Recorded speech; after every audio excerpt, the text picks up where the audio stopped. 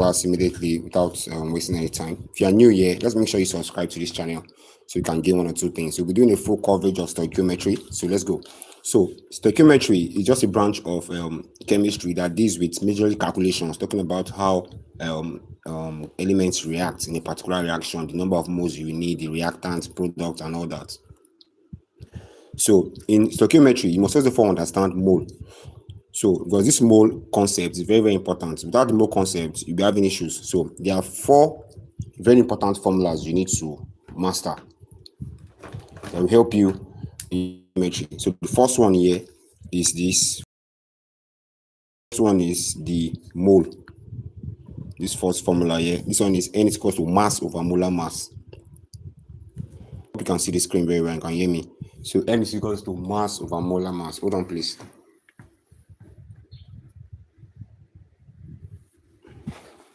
So the first formula here is N is equal to mass over molar mass. So use this formula when you are given the mass of the substance and you know the molar mass. The next one is N is equal to CV. This N is equal to CV. Use this one when you are dealing with something like a solution. Things like solution. Okay, you have to use this one. N is equal to CV. This C here is concentration. While V is the volume. But this N equals to CV. This volume here, this volume is in dm cube. Take note, the volume here is in dm cube. While this C here is in mole per dm cube. You understand? So if they give you the volume in dm cube, just use this one straight. N is equals to CV. Use it straight and get your answer. If the volume is in cm cube, if the volume is in cm cube, you can use this one. N is equals to CV over 1. That means the V that will be here, this V that will be here will be in cm cube. Just divide by 1000 and continue working like that. Then the next one is if they give you the volume at STP. STP stands for standard temperature and pressure. If they give you volume at STP, you just do volume divided by 22.4 dm cube. Or you use this 22.4, you can also use 22400 cm cube. Two of them are the same thing. Then if they give you the number of particles, N is equals to number of particles over the Avogadro constant, which is 6.02. Mr. Prince, Alpha, well done. Abubakar, well done. You're all welcome. Daisy, welcome. So number of particles over 6.02 times 10 to the power 23. These are the 4 important formulas you need for stoichiometry. Very important, please. These formulas are very important. N equals mass over molar mass, N is equals to CV, or N is equals to CV over 1000. Then you can also use N is equals to volume over 22.4 dm cube, or volume over 2240 cm cube, and number of particles over 6.02 times 10 to the power 23. So move to the next part, which is empirical formula. So the next thing is empirical formula, molecular formula. Everything still lies under your stoichiometry. So empirical formula now. I'm going to give you some examples. Empirical formula and molecular formula. I'll give you some examples and we'll do some calculations on it. So let's start with the first one. So empirical formula is just a formula that gives you an idea of the simplest ratio. It gives you an idea of the simplest ratio of a particular compound. So take a compound, for example. Let's take benzene, for example. Benzene is C6H6. This C6H6 is telling you the actual number of carbon atoms that are there. It's telling you that you have 6 carbon atoms and 6 hydrogen atoms. This is the actual formula of benzene. The actual formula is called the molecular formula. Please take note. The actual formula of a compound that shows the actual number of atoms in it is called the molecular formula. But the ones that shows the simplest ratio, that just tells you the simplest ratio, that one is called the empirical formula. So empirical formula of benzene, now you can see that 6 is common. Divide all through by 6. What will you get? You will get CH. This CH is the empirical formula because I divided all through by 6 to get this CH. So CH is the empirical formula because it tells me the simplest ratio of the atoms here. Why this one gives me the actual number? So I can write something like empirical formula bracket N will give me the molecular formula. So the empirical formula, if I times it by N, where this N is an integer, I'll get the molecular formula. For benzene, for example, since the empirical formula is CH, if I put 6 outside here, I'll get the molecular formula. So when this 6 goes in, that will be C6H6. C6H6 is now the molecular formula. I hope you understand. So this formula is very, very important. Okay, very, very important. So we'll be using for a question. Now, if you have any question, just let me know in the comment section before we move to the next part. So that is the concept behind that empirical molecular formula. Molecular formula tells you the actual number. Empirical formula gives you the simplest ratio of the combining atoms that are there. You understand? Then the next part now, let's take an example on this empirical molecular formula. So just follow what I'm teaching, and you don't have any issue at all. So let's take the first question. So let me write the question here. So pay attention. So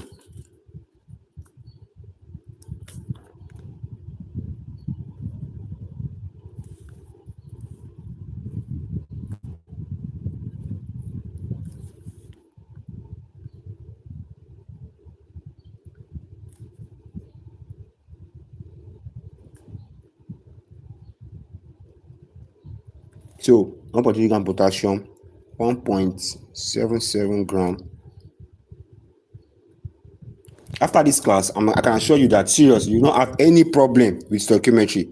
And don't forget that we are still going to oxidation and reduction, redox reaction. So make sure you have a lot of data, because there are so many things you're going to learn in this class. I'm still going to oxidation and redox reaction, how to find the reductant, how to find the oxidation number, all those things, how to find the reducing agents, all those stuff like that.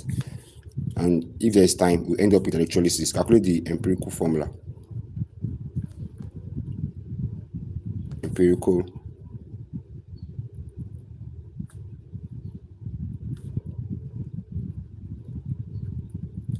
So they gave you K. K is 39.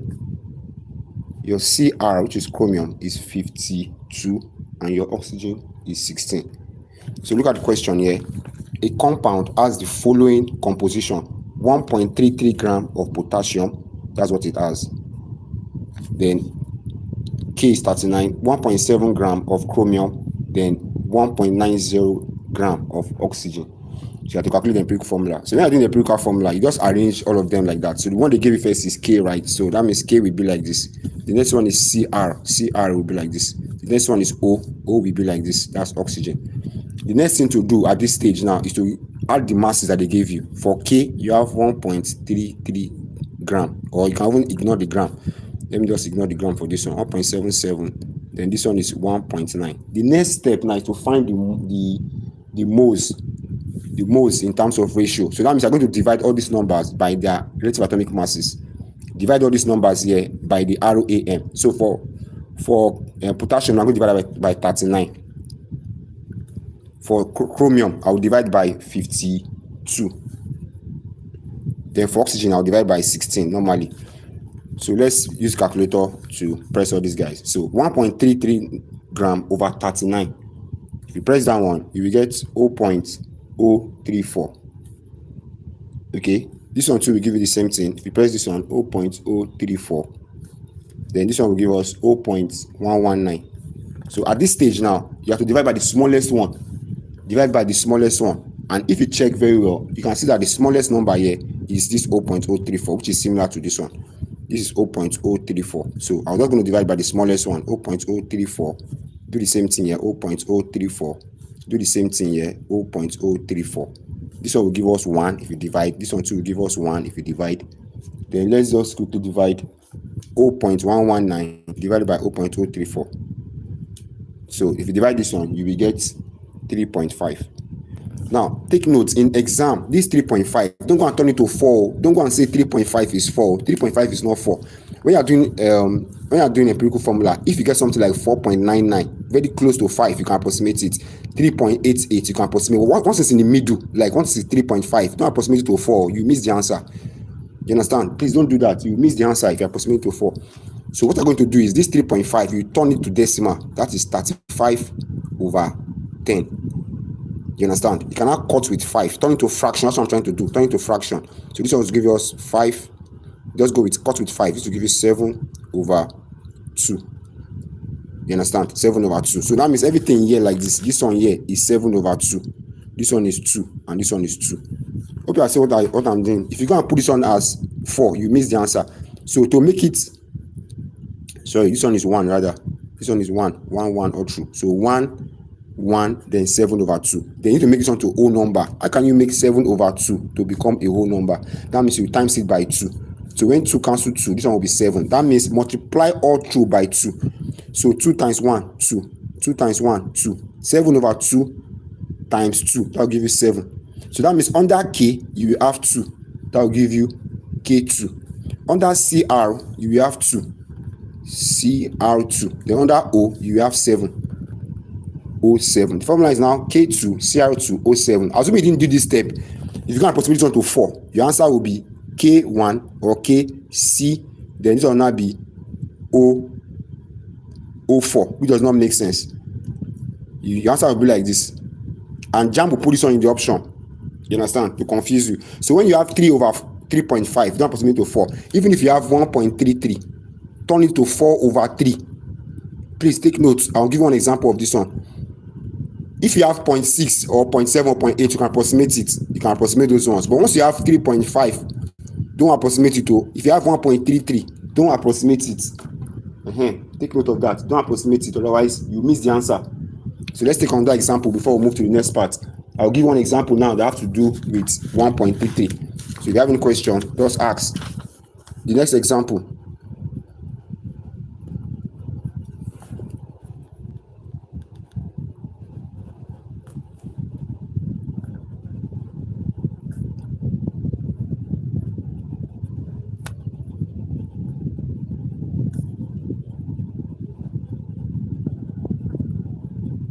Containing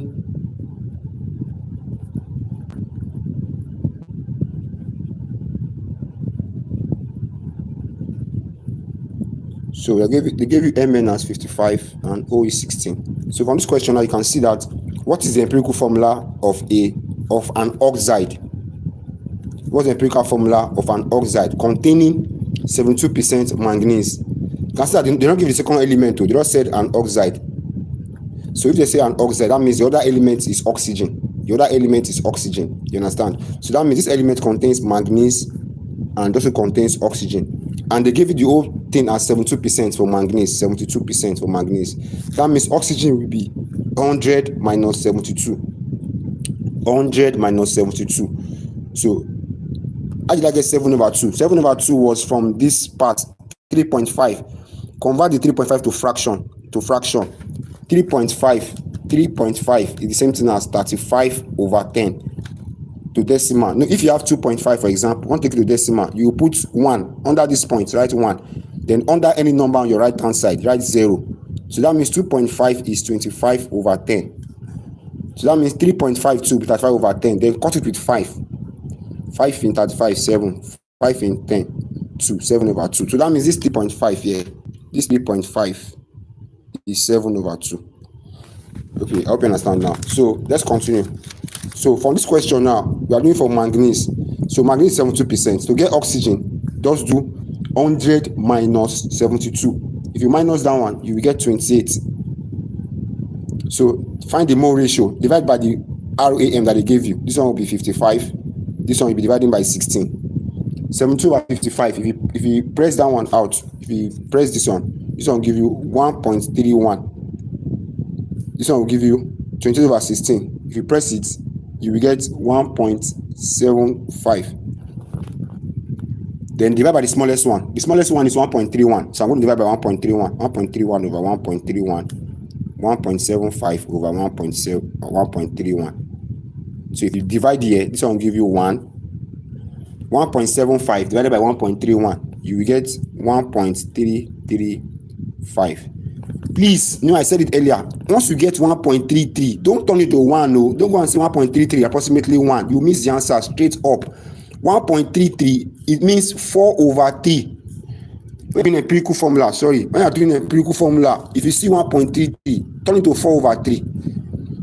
You understand? So everything here like this is 4 over 3. If you even press 4 over 3, you will get 1.3333 and so on like that. So this place is 4 over 3, this place is now 1. So how can you make 4 over 3 to turn to a whole number? 4 over 3, you want to become a whole number. That means you will times it by 3. So that this 3 will cancel. Everything will now be 4. So I'm going to multiply all through by 3. So 4 over 3 times 3, so it will give me 4. 1 times 3, 3. So it will now be Mn will be 3. O will be 4. So the formula will now be Mn3O4. Hope you understand. This is now the empirical formula. Okay? Let's move on to molecular formula. If you have any question, please ask. Let's move to molecular formula now. Let's move to molecular formula.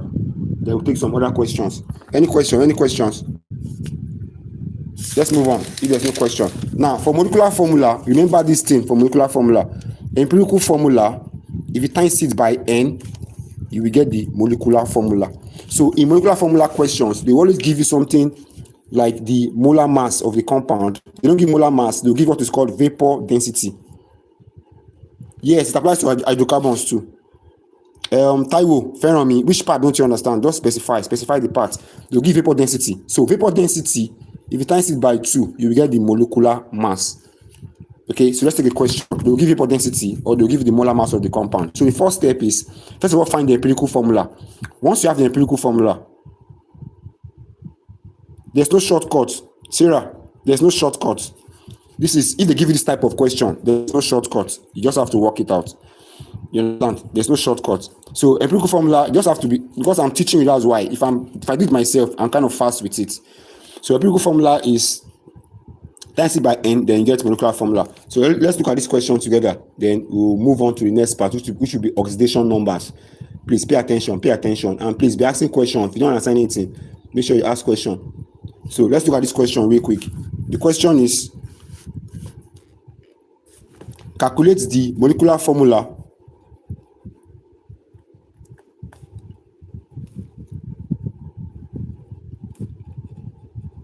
of an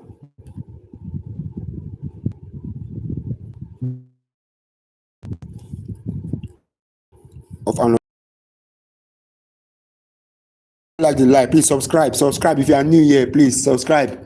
Let me to subscribe. Organic compound containing, click the subscribe button if you are new here. Thank you so much. Containing, watch very carefully. I'm still going to the most important part, electrolysis, so make sure you stick with me. 93.9% carbon and 7.69% hydrogen by mass. If is relative molecular mass is 78, so they gave you C equals to 12 and H is 1. Yeah, see the question. After this question, you will not have problem with molecular formula anymore. Calculate the molecular formula of an organic compound containing 92.31% carbon and 7.69% hydrogen by mass if its relative molecular mass is 78. So I'll just arrange it fast.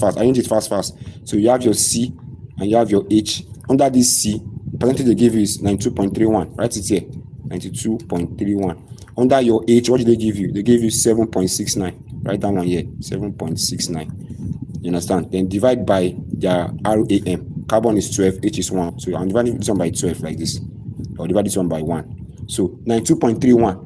If you press this one, if you press this part with calculator, you get 7.69. If you press this one, you will still get the same thing. 7.69 over 1 will give you 7.69. So what will you now do next? Two of them are the same. Who can tell me what I will divide by? Let me see who's following. From this stage now, what will I divide by? Oh yeah, tell me the answer fast. What will I divide by? What will I use to divide both sides? Oh yeah. Let's go. Talk fast. 7.69. Nice one, Prosper. Nice one. So 7.69 over 7.6. Nice one, Emmanuel. So if you cancel, everything will cancel. It will now be 1, 1. Nice one, guys. Nice one. So that means the empirical formula is CH. C is 1. Hydrogen is 1. So that is CH. This is the empirical formula. So empirical formula is CH. But what is the formula for empirical formula? For molecular formula, empirical formula times N will give you molecular formula. Empirical formula times N will give molecular formula. So I'm just going to write CH bracket N. What's the molecular formula? The molecular formula, that's the molar mass. The molar mass of that compound. That's what I write here. Molar mass of the compound is what? 78. So I'm going to put that one here. I'll break this one down. What is C? C is 12 now. 12 plus hydrogen is 1. Bracket N will give me 78. 12 plus 1 is what? 13N is equals to 78. You can tell me the next step from here. Nice one, Spartan. Spartan, nice one. From here, divide both sides by what? 13. So you will get what? N is equals to 6. Since n is equals to 6, that means my formula will be empirical formula bracket n equals to molecular formula. So this one will be CH bracket 6 is equals to what? Let the 6 enter inside now.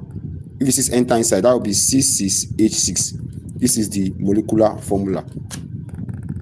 Bagbayi, Spartan. So this is the molecular formula. Benzene, nice one. So that is benzene. I hope you understand. This is the concept behind molecular formula. That's the concept. You don't have any problem at all. You don't have any problem with the formula. So, and take note of some compound. Let me give some compound so you can know their empirical molecular formula. Because Jamb normally ask it. Look at this compound, for example. They will give you a compound like molecular formula of this compound. They will give you something like C2H2, and they'll tell you to find the empirical formula. The empirical formula is just check what is common. Check what is common. Maybe 2 can go now. 2 can go in all of them. Cut each of them by 2. This one, the formula will be CH. Hope you understand that one. Then look at the formula. This one is H2O. This is molecular formula here. You say you should find the empirical formula. Just look at it. This one, nothing can go. Nothing is common. Nothing is common. So the empirical formula will still be H2O. Look at this next one here. You have this one here. C2H6O2. Just check what's common. Check what's common. 2 can go in all of them. 2 can go in all of them. So this one will be CH3O. This is the empirical formula. Who can tell me this one? This is molecular formula. C6H12O6. Oh yeah. Who can tell me what is the empirical formula? Oh yeah, tell me. Victor. Daisy. Okay, I'll go back and recap. Tell me the answer of this one first. C6H12O6. What's the empirical formula? Smile. That's correct. CH2O. Prosper, nice one. So that will be CH2O. Okay, so also I should recap. Now let me recap this question one more time. Calculate the molecular formula of an organic compound containing 92.31% carbon. Okay, and 7.69% hydrogen by mass. So what's the carbon? Carbon is 92.31. See it here now. Abi, should be a following. What's the hydrogen? 7.69. See it here. Divide by the RAM, rate of atomic mass. This one will be 12. This one will be 1. 92.31 over 12 will give you 7.69. 7.69 over 1 will give you 7.69. Divide by the same 7.69, you get 1, 1. That means the empirical formula is CH. See it here. Empirical formula is CH. Since the empirical formula is CH, empirical formula is what? Empirical formula bracket N give you molecular formula. That CH, cover it with N, then they'll give you the molar mass of the compound. Nice one, guys. Nice one. You guys are very, very smart. Then 78 will be here. C78 here. To be given the question, relative molecular mass. So that means just do CH bracket N equals 78. 12 plus 1, 13. 13 N equals, divide both sides by 13. You get N as 6. Then put it by the side. So the 6 will not enter. That will give you C6H6. Please, I hope you are following. I hope you are following. Should I take one more? Let's do, let's move on to the next part. So take note. The next part will be follow up. You're getting there. Follow up. Yakubu, manage. Okay, Yakubu, manage. The next one will be, we'll move to oxidation numbers. Before we get to oxidation number, we will do law of nice one. Thank you. Welcome. This law of constant composition. So this law, I'll not be, because it's kind of long, but I'll just state it for you guys. Now, this law of constant composition, the other name. This law is also called law of definite proportion. Let me give you the trick to get the answer. It's called law of definite proportion. And look at what it states. It states that all pure samples of the same chemical compound contain the same proportion of the elements by mass. Let me say it again. All pure samples of the same chemical compound. Let me use something like CuO, or let me something like NaCl. All pure samples of the same chemical compound. So CuO or NaCl contain the same proportion of the elements by mass. Now look at this CuO. Let's assume you are in Ikeja now. You are in Ikeja. And me, I'm in Songo. Someone else says, okay, two of you prepare CuO. Use any method you like. Maybe you want to combine direct combination of copper and oxygen or another method. Just prepare CuO. If I prepare my own CuO at Songo, now it's going to be CuO. If you do your own in Ikeja with another method, your formula will be CuO. You notice that since the sample is pure, the formula will be the same, because it states that all pure samples of the same chemical compound contain the same proportion of the elements by mass. It is one Cu combined with one O. The formula will be CuO, not Cu2O or CuO2. If I prepare NaCl in Ikeja and you do your own NaCl in Kaduna, two of us, our formula will still be NaCl, no matter where we prepare it from. So it's telling you that thank you for putting the definition on the screen, Ismail, thank you. So it's telling you that no matter where you prepare this NaCl from, it's going to be Na1Cl1. So you get NaCl. It will not be Na2Cl2 or Na3Cl. It's going to be the same formula. You understand? That's what the law is trying to tell you. Then the second law, someone can put it on the screen after I define it. Someone can put it on the screen for me. It's called law of multiple proportion. Law of multiple proportion. Okay, law of multiple proportion. Multiple, so you have different compounds now. So this one states that if two elements combine, like A and B are combined in a B, maybe A and B want to combine. If two elements combine together to form two or more different compounds, so let's assume the compound is A2B and A3B. Can you see what it formed when A and B combined? So if two elements combine together to form two or more different compounds, the masses of one element, masses of A, okay, which combines with a fixed mass of the other elements, are in simple whole number ratio. Take note of that. It means that, let me say it again so someone can write it out.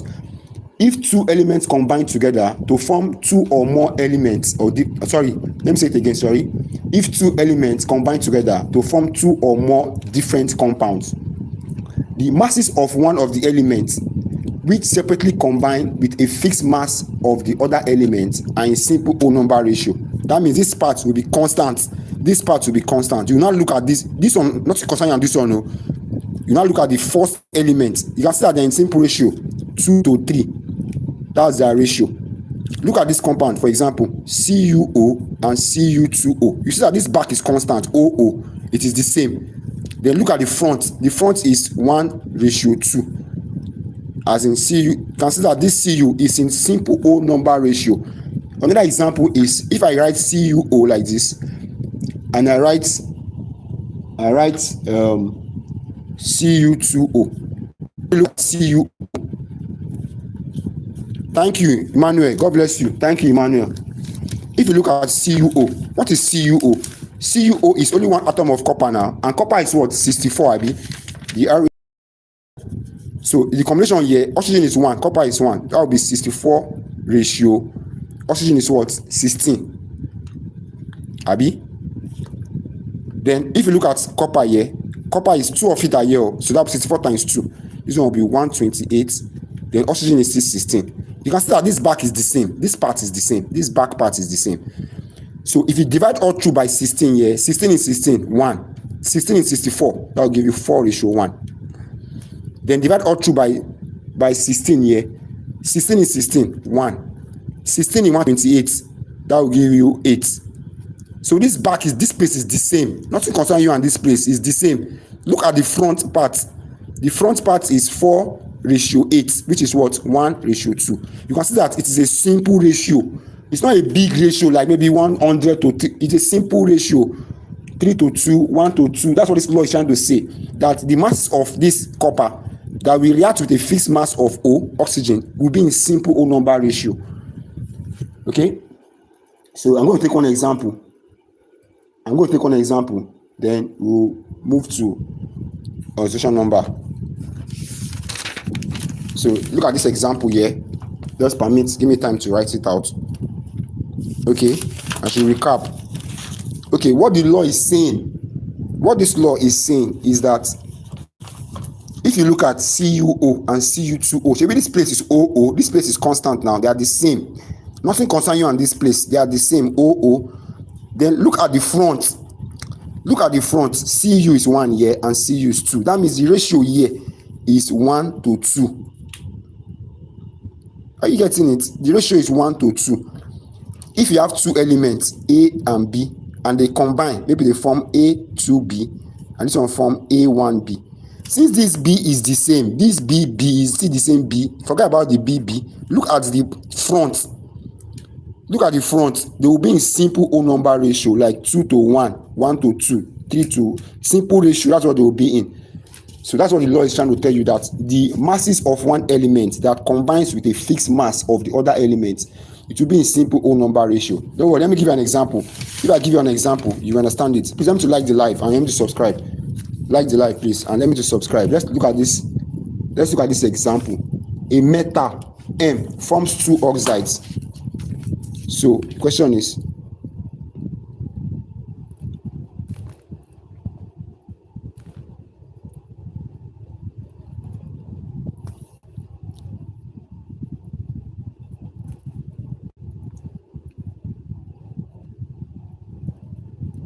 with oxygen, 5.7 gram of X contains 0.76 gram of oxygen.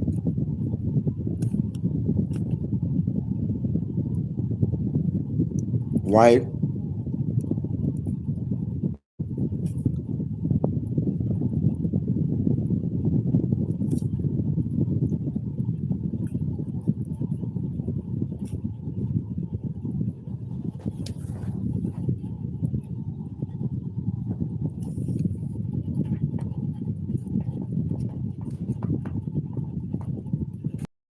so follow up.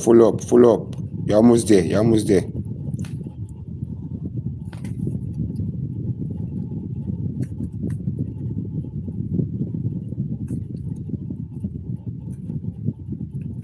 All right, so let's watch this example. If I just want to explain to you, you understand it. So are you guys ready? Are you ready to proceed? Let me to like the live. I'm make sure you subscribe. Let's go. Subscribe if you are new here. Let's finish this topic fast. Okay, we are still going to oxidation numbers. The next part will be oxidation numbers and redox reactions, and I'll give you some ions. So let's start with the first one. Please take note of 5.7 gram of X. Sorry, a metal M. So that means there's a metal M.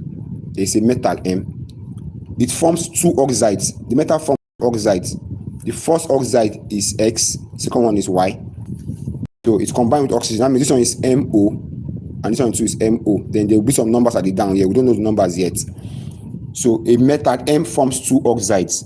So it's forming two oxides. Now look at what they gave you in the information. 5.7 gram of X contains this amount of oxygen. Don't forget it's two elements that are there. Just two elements. Why this one contains this one of oxygen? You have to show that this analysis follows the law of multiple proportion. So what you do? Look at what I'm doing now. The first compound that they gave you, X. Maybe this X here. What's the mass of that X? 5.7 gram. Write it out here. That's the mass of the whole thing, 5.7 gram. And out of this 5.7 gram, oxygen there, only oxygen alone is 0.76. Can you see? Oxygen alone is 0.76. So what will now be M? What will now be the metal M? You have to minus these two. You understand? To know what the metal will be. Are you following? So the metal will be 5.7 minus 0.76. That's what the metal will be. Please follow up if you don't understand. 5.7 minus 0.76. So the metal is going to be 5.06. So that's the metal. We have known what is oxygen and what is the metal. Leave it like that. Go to the second one, Y. What's the mass of Y? the second compound. Y contains what? Y is, the whole mass of Y is 3.8 gram. So this one is 3.8 gram. What is the oxygen there? The oxygen is 0.76 gram. The same. You can see that it's the same. That's why I said one of them will be fixed. You don't need to do too much working. One of them will be fixed. You can see it's the same. This one contains 0.76 gram. What will now be the M? You have to minus 3.8 minus 0.76. So let me quickly press it. That's 3.04. So that's for the M. Oxygen is fixed though. Oxygen is fixed. You can see oxygen is fixed. So just focus on the metal. I'm focusing on these two guys now. These two guys. So they gave me the RAM of the metal. I didn't write it out. The RAM of the metal is 64. That's that the element is copper. O is 16. So for the element, the M, you have 64, and for oxygen, you have 16. Are you following? So this part, you can ignore this 0.76. Just focus on this 5.06 and 3.04. So 5.06 gram for the metal and 3.04 gram for the metal. Divide each of them by 64. So divide each of them by 64. So 5.06 is divided by 64. You will get 0.08. Then 3.04. If you divide it by 64, you will get 0.04. 0.048. Okay, hope you are following. So the next step is just to divide this stuff together.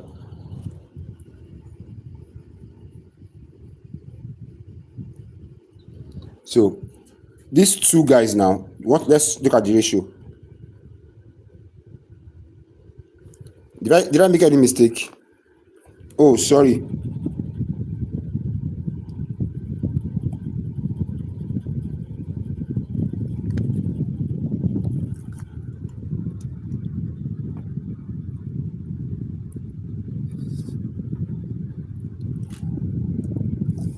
I think I made a mistake somewhere. Wow. I made a mistake. I didn't write the question well. This one is 0.64 grams. Sorry about that. This first mass, sorry, please. This first mass is 0.64. Sorry, it's 0.64 grams. Sorry about that. This 5.7 gram of X contains 0.64 gram. While the one that is 3.8 gram contains 0.76 grams. So I made a mistake, sorry. Please, let's correct it. This one is 0.64 gram. That's what it contains. The oxygen here is 0.64. Sorry. The oxygen here is 0.64. So someone show me press 5.7 minus 0.64.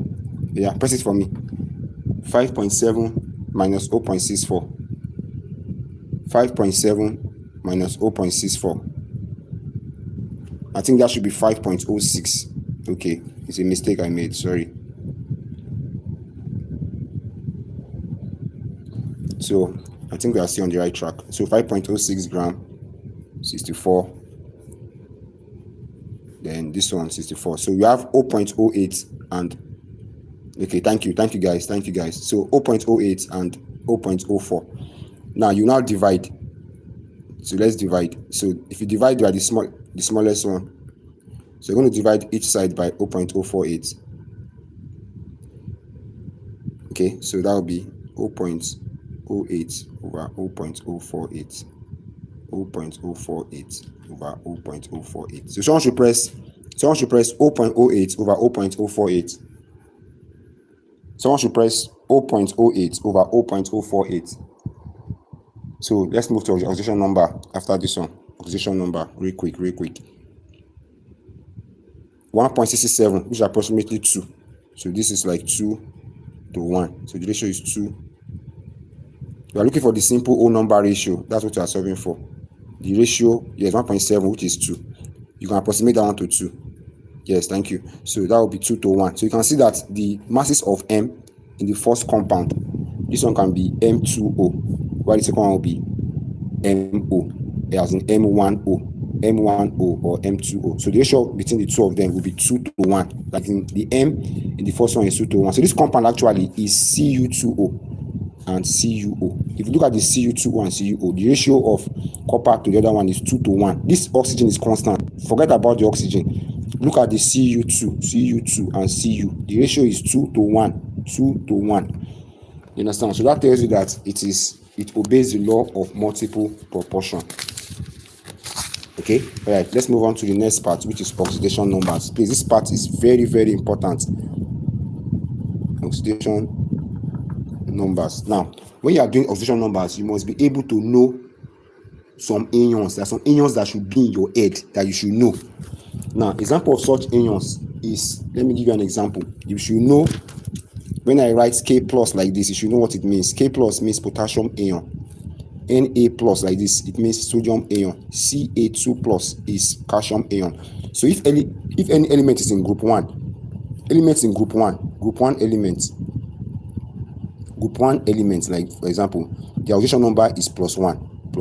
So I have things like K, potassium, Na, lithium, all these ones that are in group 1, the oxidation number is plus 1. So anytime you see potassium, just write plus 1 there. Now for group 2 element like calcium, magnesium, okay, all these ones, the oxidation number is plus 2 because they are in group 2. Please take note, they are in group 2. If they are group 3 element like aluminium, it will be plus 3. Please, hope you are following. It will be plus 3. Then if it's like carbon, you have carbon, lead. These ones are group 4. Their oxidation state will be 4. Then if it's for group 5 element like nitrogen, it's going to be plus 5. I'm going to show you an example. Don't worry. Don't need to cram it. The more workings you do, the more you understand it. So, and also try to understand these ions. Let me give you another ion you need to understand. This is OH minus. This ion is called the hydroxyl ion. You can see that the combining power is -1. Sorry about your network, Elon. Sorry. Combining power is -1. That's combining power. You can also see this ion here, which is MnO4 minus. This MnO4 minus, the full name is tetraoxomanganate 7 ion. The power also is -1. That means that if this ion wants to combine with sodium, for example, maybe you want to combine potassium and MnO4. If you want to combine them, just change their powers. Potassium is group 1 AB, that means it's +1. This one is what? -1. So the power, two of them, the power is 1. So when you interchange them, you will get KMnO4. KMnO4 is potassium tetraoxomanganate 7. That's how they got that particular formula. I hope you understand. Now look at this ion here. It is called the nitrate ion. Nitrate ion is NO3 minus. This is the nitrate ion. The power is -1. As I want to combine it with calcium. How will it be? Calcium is 2 AB. NO3 is what? 1. As you can see it here. When you interchange them, it will be Ca. Ca will take this 1. Then NO3, open bracket. This 2 is for all of them. Open bracket like this and put it here. So this is calcium nitrate or calcium trinitrate 5. So there are so many ions you need to master. So many ions. So this is just a sample. Now let's move on to the actual calculation so you can understand how to calculate, and I'll give you the laws. So the laws are very simple, but I'm not going to waste time on that. Just remember hydrogen. When you are doing hydrogen, the oxidation state is hydrogen. For hydrogen, the oxidation state is +1. But if hydrogen is combining with a metal, like something called hydride, in a hydride, if it's hydride, the oxidation state will be -1.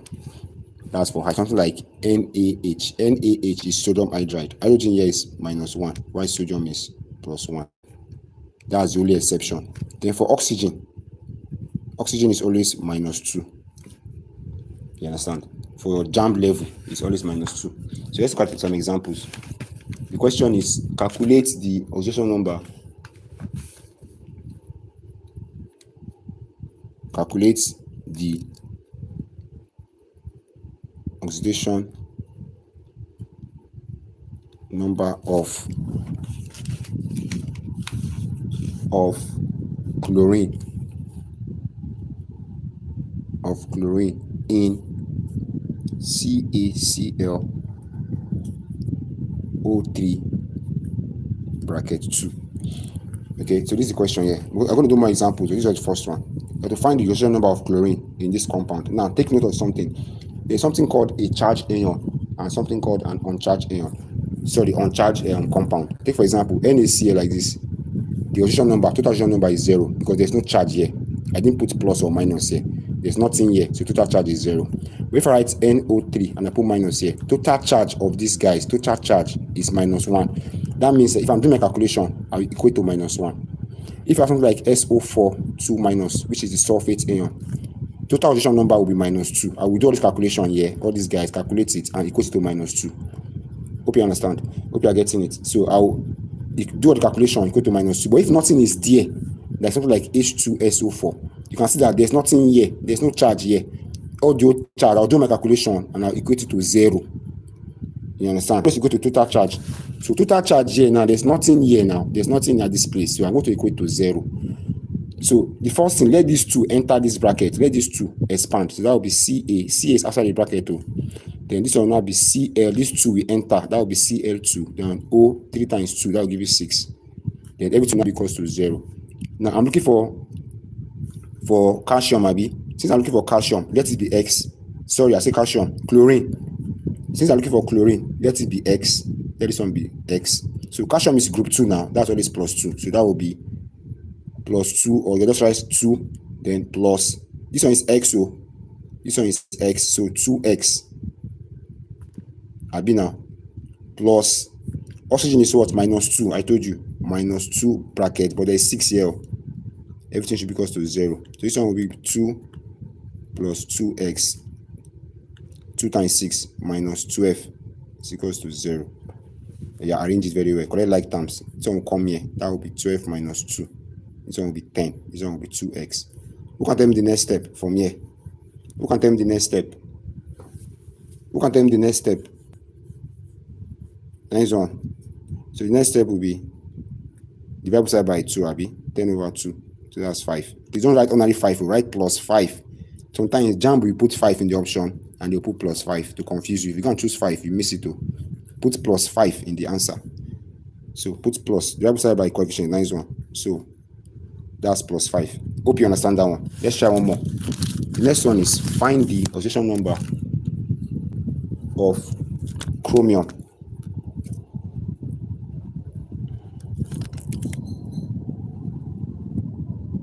So please subscribe to EduMathUp.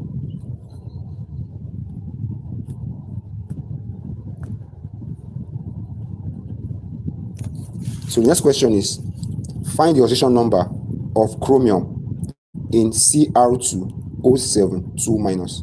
Find the oxidation number of chromium in Cr2O7 2. So what total charge now? Total charge is minus 2. So that means all my calculation I will equate to minus 2 normally. So since I'm looking for chromium, let it be X. Let this one be X. Let it be X now. So that will be 2 times X. That's what I'm looking for. So that will be 2X. 2X plus oxygen is minus 2 now. Normal. Oxygen is minus 2. Thank you, Elon. Thank you, Elon.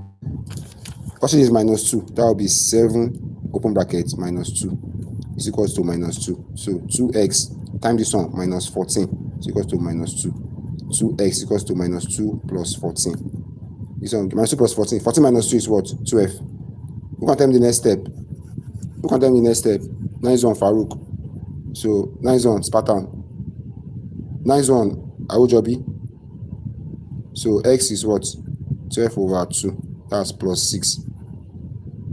Okay? Hope you are following. Let's try one more.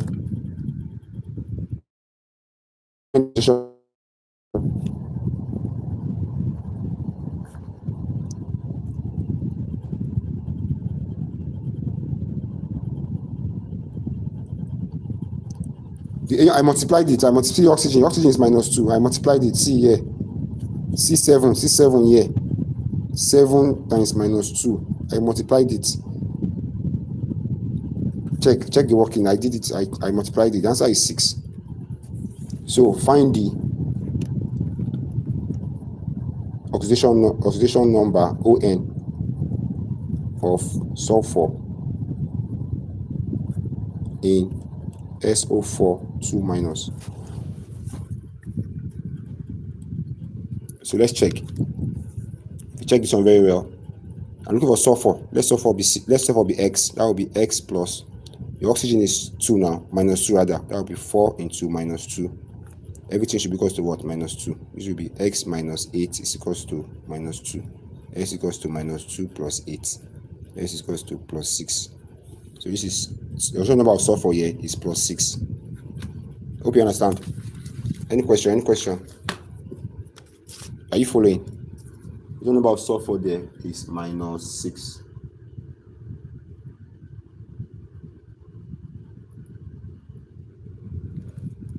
Are you following? All right, so I'm going to show you guys something on my screen. And you have to, please, you have to master your charges. So, okay. Oh, Pumachuku, what's the question? Ask question. Let's go. Let's add some speed. We have a lot of things to cover. Ask your question. Be fast so I can go to electrolysis and we'll now do pH. We'll go to end with acid, base, and salt. Yeah. Question. Hope, I'm waiting for you. Hope, what's your question?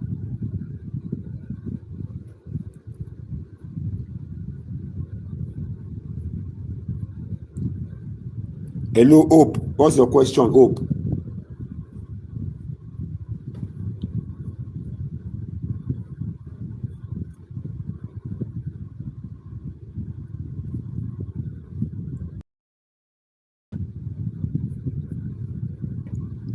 Hope, don't run. No.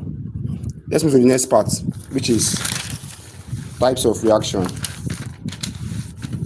So please, this part I'm going to is very, very important. So follow up. So I'm going to teach you types of reaction now.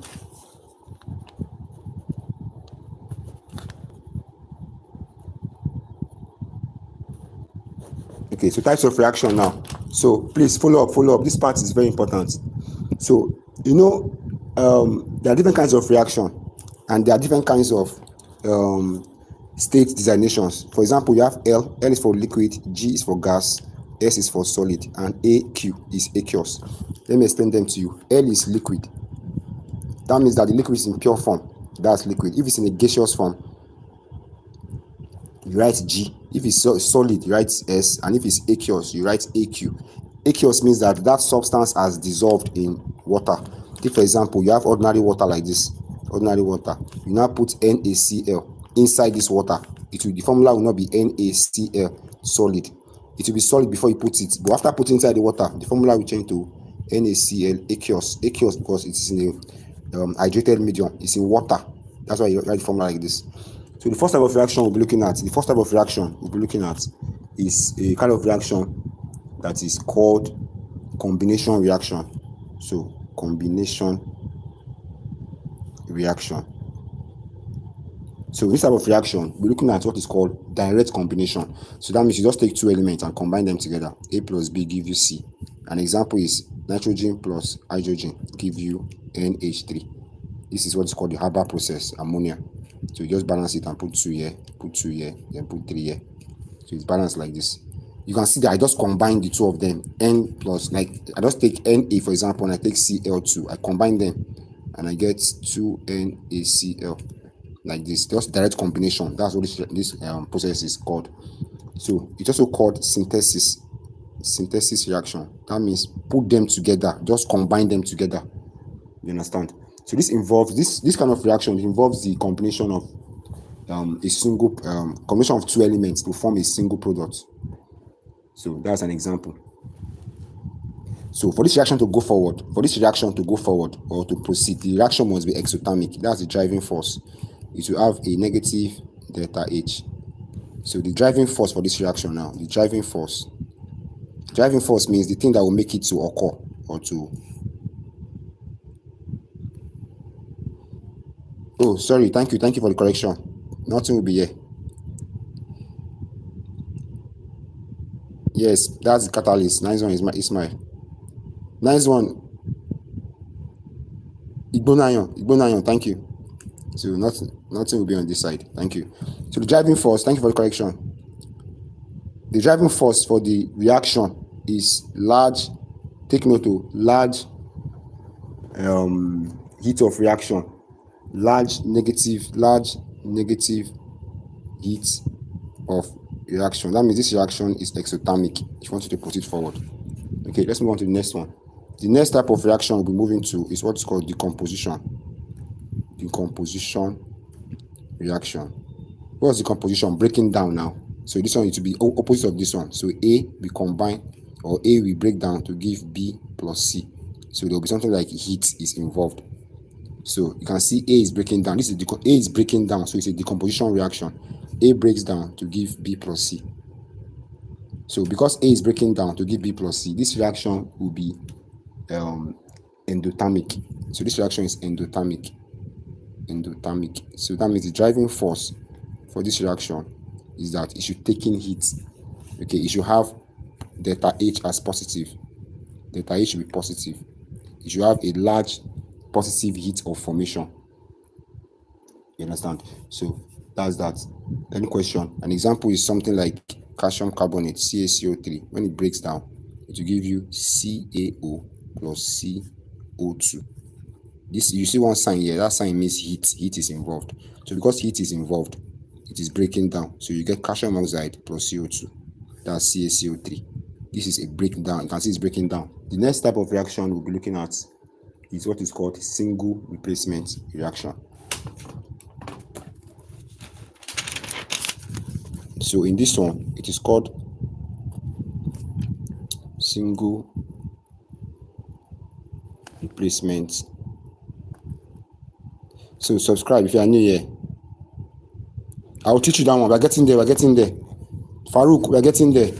Oxidation reaction. Don't worry, you go understand that today. No shaking. Now, Farouk, don't worry. So A plus BC gives you what? AC plus B. Now look at this reaction now. We are getting there. Just calm down. We're getting there. So A plus BC gives you AC plus B. This is a single replacement reaction. You can see that A chased. What did A do here? A stole the C now. A chased away B. You can see A chased away B and A stole C from B. So it's now AC plus B. Hope you can see the driving force. So the driving force here is the elements that should be replaced should be low on the electrochemical series. You understand?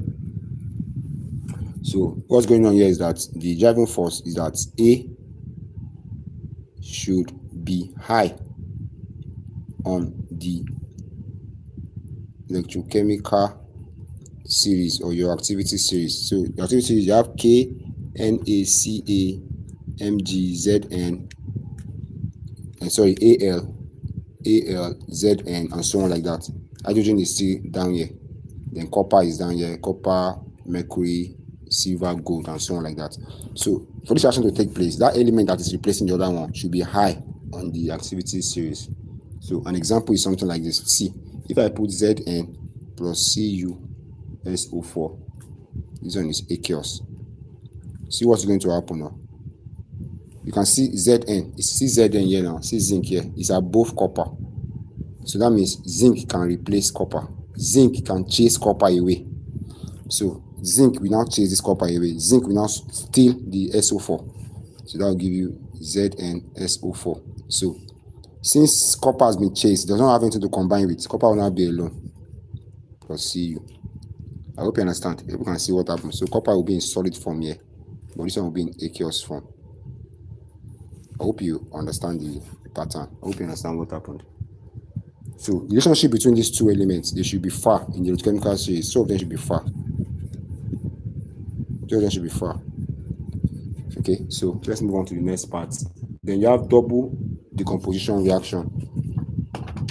So we're still getting the reaction number using agents. We are still getting there. Don't worry. So the next one is double decomposition.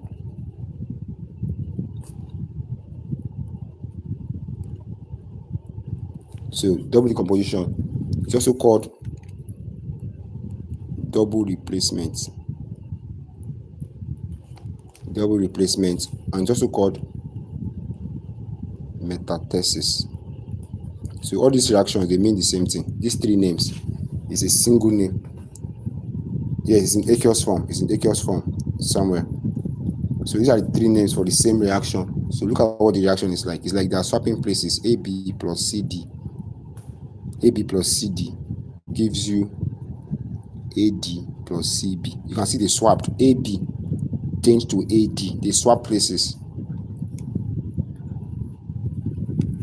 You get?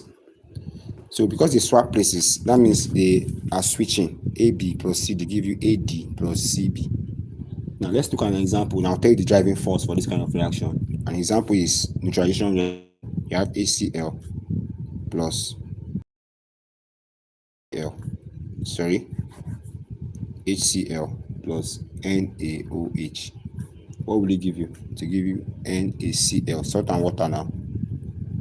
So you can see HCl plus NaOH give you NaCl plus H2O. Let's put the state. This one is aqueous because it is an acid base aqueous. Then NaCl2, it will dissolve in water, aqueous, but water will be liquid. So you can see that they swap places. This Na stole the chlorine, so Na stole it here. Hydrogen was now alone. Hydrogen combined with OH. Hydrogen combined with OH. H and OH. That will give you H2O. Sorry about that, Elon. So yes, this is neutralization reaction. Salt, acid plus base give you salt and water.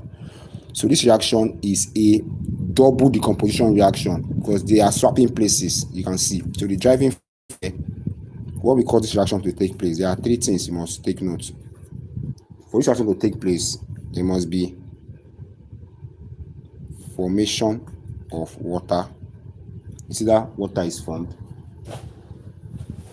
or gas is given off. Gas is given off, or formation of an insoluble compound. Insoluble compound or salt, anyone. These are the three things that place. You can see that water is formed, so you can have a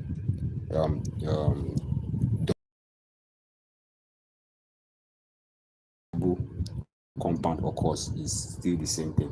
Let me give you another one so you can understand it better. Look at this one. Look at this one. This one here, there's no water formed in this one. You have NaCl plus you have AgNO3. AgNO3 is silver nitrate.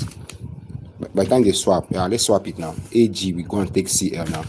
That will be AgCl plus Na, we go and take NaNO3 or NO3.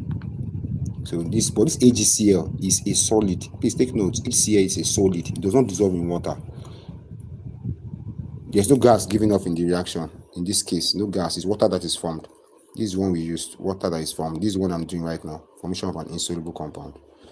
So in this one here, AgCl is a solid. It's a solid. It does not dissolve in water. It is insoluble in water. Please take note. And NaNO3 is soluble in water. It's here. It can dissolve in water.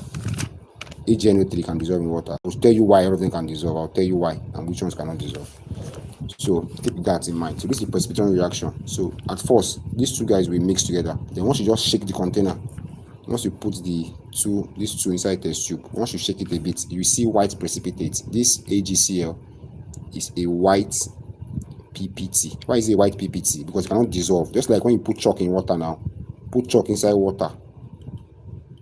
Put chalk inside water or pour powder on top water. You know the water will look like milk. Since it's looking like milk, that means that milk or that powder cannot dissolve in the water. That's why the water is looking cloudy. It's looking cloudy. Just like when you put CO2 inside calcium hydroxide, as in CO2 in lime water. CO2 in lime water, the water will turn milky. So because this water is turning milky, that means there's a precipitate form. Precipitate that is formed is CaCO3, calcium carbonate. Calcium carbonate is not soluble in water. That's why water is showing like milk. Because water cannot, the calcium carbonate cannot dissolve in the water. Elon, no gas is given off. Elon, there's no gas here. See, HCl plus NaOH is NaCl plus H2O. None of them is a gas. This one is aqueous, liquid. No gas here. There's no gas in this one. Hope you understand. No gas in this one. So this one now is formation of white precipitate. So that's because it cannot dissolve. That's why it is showing us limestone spartan. So limestone spartan. So that's why it's showing us a white PPT. So this reaction now is they call it precipitation reaction.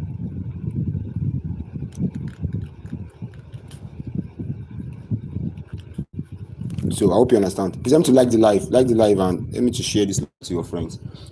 Okay, that's that. So let's look at some solubility of common salts. Please, I'll be asking questions now, and if you get my question, I'll send you data. So once you get my question, I'll be sending you data after the class.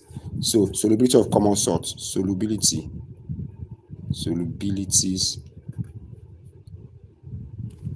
of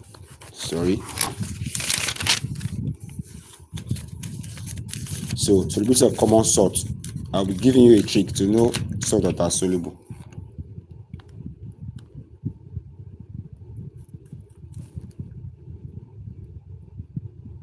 Nice one, Elon. Now, let's deal with soluble salts. All right, soluble here. So let's start with soluble salts. Please pay attention. Now, for soluble salts, I have Na, any sort of Na, K, and NH4. They are soluble. What do I mean by this? If I write NaCl, it will be soluble. NaNO3, no matter this, what I put at the back of this Na, it's going to be soluble in water. The same thing with, if I write K2SO4, potassium nitrate, soluble. Ammonia chloride, soluble. As far as you are putting Na, you are putting K, and you are putting NH4 in front. No matter the compound, it will be soluble in water. NH4, NO3, ammonium nitrate, is soluble. So the salt of K, Na, and NH4, they are soluble. Group 1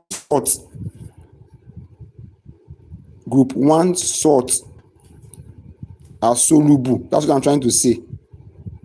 Please take note, group 1 salts are soluble. No matter the sodium sulfide, potassium sulfide, ammonium sulfide, they can dissolve in water. Which of J Royal, your question, I don't understand what you mean by that part. Which of them are you talking about, J Royal? He said, does it mean it cannot dissolve in any other solvent except from water? I don't get this AgCl2 that I did that time. AgCl, it cannot dissolve in water, but it will dissolve in ammonia. I think I understand your question. If you pour ammonia into it, it will dissolve. Okay, I will be. We are still getting there. So hope you understand group 1 salt. Hope no question on group 1 salt. The next salt that are soluble, all nitrates are soluble. All nitrates are soluble. Yeah, are you ready? So calcium nitrate, is it soluble? Question. I just said all nitrates are soluble. So calcium nitrate, is it soluble? Good question. That's correct. Christiania, you're correct. Nice one. Potassium nitrate, is it soluble? Yes, correct. That's also soluble. All nitrates, no matter the nitrates, silver nitrate to do, after they call it nitrate, it is soluble in water. Good question. That's correct. All of you, that's good job. The next one, number 3.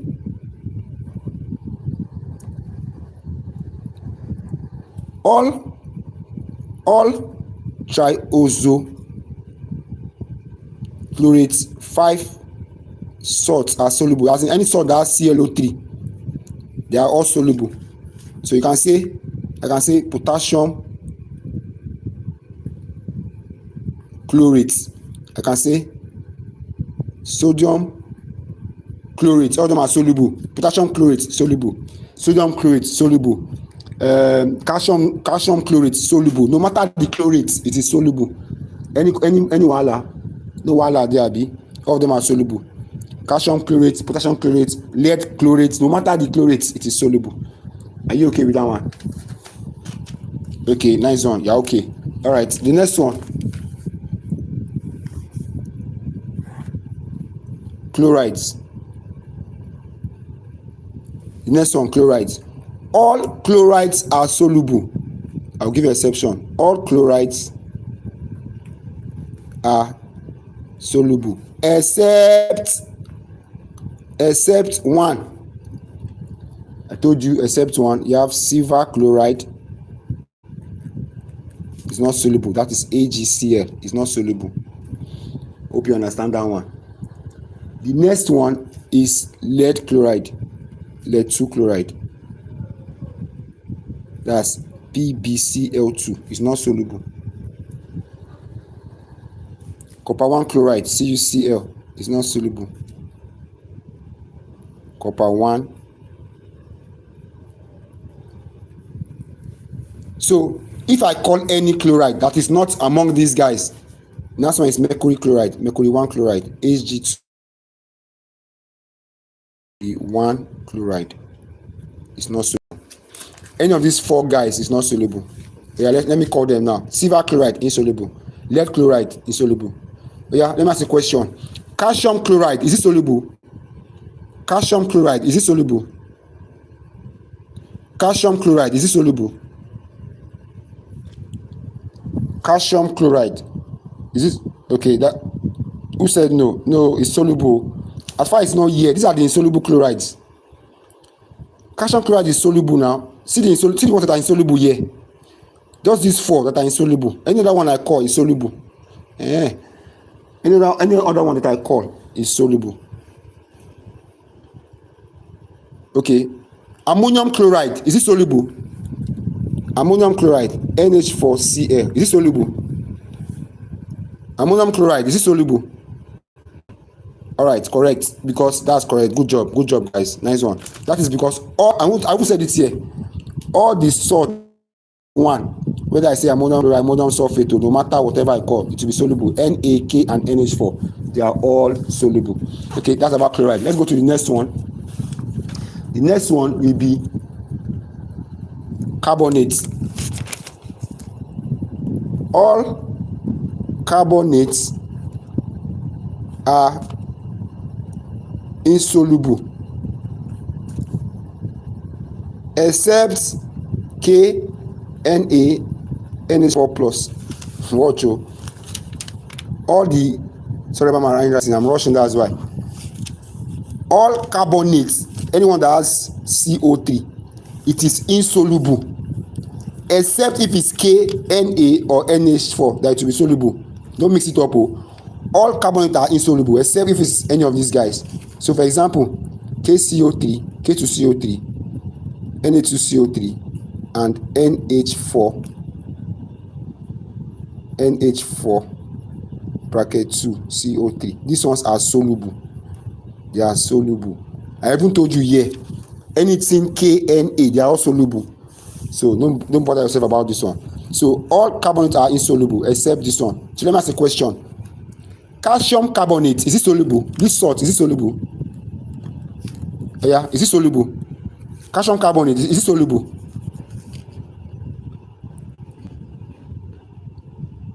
No, who's saying check well?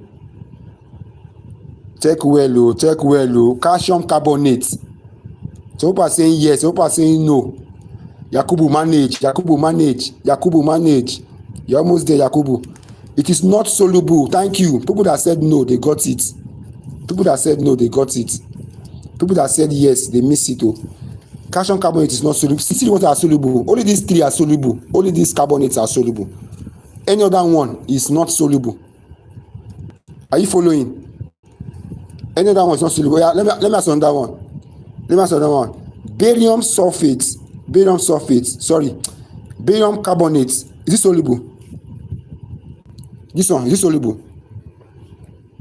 Who say yes there?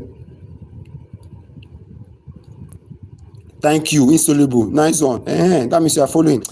You guys are too much. I'll give you guys one big cola. One big cola for everybody. One big cola. Everybody collect one big cola. One big cola for everybody. Go to your neighbor's shop and collect one big cola. Tell her that EduMat Hub will pay. Yeah. Tell this person that EduMat Hub will pay. Okay. If you collect slap, no be me. All right, let's go. Let's go to sulfate now. Sulfate, let's go. Hope you're okay with this one. Like the light, let's go. Like the light, let's go. All right, sulfate now. You guys are very, very intelligent. I enjoy when I go. Oh yeah, let's go to sulfate. Sulfate. Sulfate is one that has SO4. Watch oh. All sulfates are insoluble except the one for K, Na, and NH4. Except these ones they are soluble. That means K2SO4 is soluble, Na2SO4 is soluble. Just like that former one now. Just like that former one. You are at the shop already. Tell me, doctor. Collect it with bread 1,000 naira. Collect it. I dey with you. No shaking. I dey with you. Okay, so all sulfates are insoluble except these ones here. Oh yeah, question time. CaSO4, is it soluble? CaSO4, is it soluble? CaSO4, is it soluble? Nice one, Awujobi. Nice one, Spartan. Nice one, Kingsley. Temitope, nice one. Odion, nice one. Christiana, Ashere. Abdurrahman, nice one. I feel you guys. Kingsley, nice one. Daniel, nice one. It's not soluble. Okay, what of K2SO4? Is it soluble? Potassium sulfate, is it soluble? This one soluble. Nice one, Farouk. Is this one soluble? Nice one, guys. This guy following. You're following. That's good. Next one, go to sulfide. Sulfide one that have S. All sulfides are insoluble except K, Na, and NH4. Sulfide is one that has S2 minus, so sulfide ion. So for example, sodium sulfide now will be Na2S. Potassium sulfide K2S. So potassium sulfide, sodium sulfide. So all sulfides are insoluble except these guys. So question now, calcium sulfide, is it soluble? Let's go. Calcium sulfide is soluble.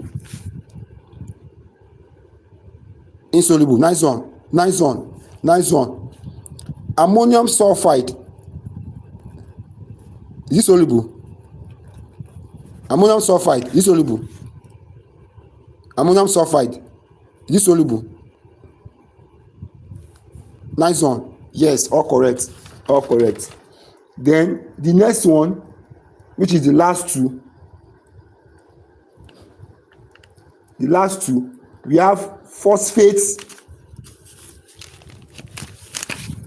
You have phosphates PO4.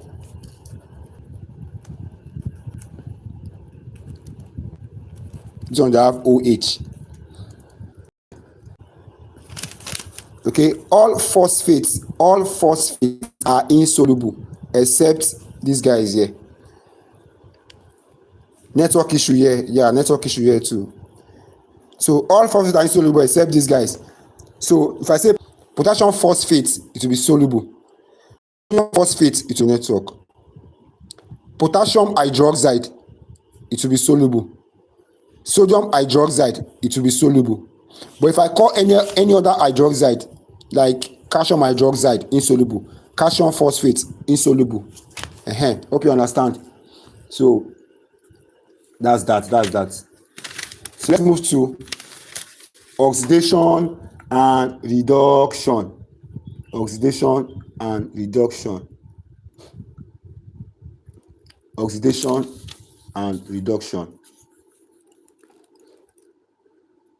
So before we move to oxidation and reduction, let's talk about net ionic equations. So let's move to the next part, which is how to write net ionic equations. Okay, how to write what? Net ionic equations. Okay, so let's check net ionic equations. So let's take the first one. The first one is Na2CO3 plus CuSO4. So if you break down, it will give you Na2SO4 plus CuCO3 solid.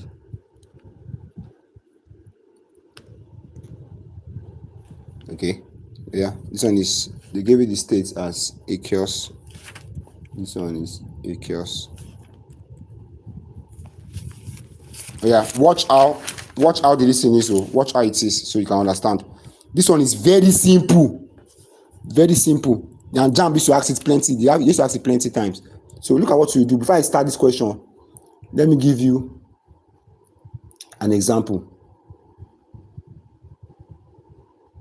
So when you are breaking down compounds, let me do it on this side. When you are breaking down compounds, you have NaCl.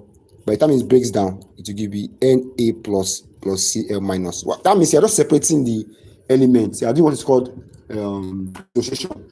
You are breaking the elements apart. So that's what you are doing. You are breaking the element apart. So you only do this if that element is ionic in nature. You understand? Only for ionic compounds. You understand? Only for ionic compounds. You can break ionic compounds apart. Then you can now get your final answer. Let's look at this example. What you want to do now? What you want to do now? So let me do a simple one. Let me do HCl plus NaOH. Before I go to the question, this one will give you NaCl plus H2O. Are you following? This H2O is a covalent compound. It's covalent. Take note, it's covalent. This one is liquid. NaCl is aqueous. It will dissolve in water now. Abi, this is sodium salt. This one is 2 is aqueous. Sodium hydroxide is soluble in water. We just did it not long ago. HCl2.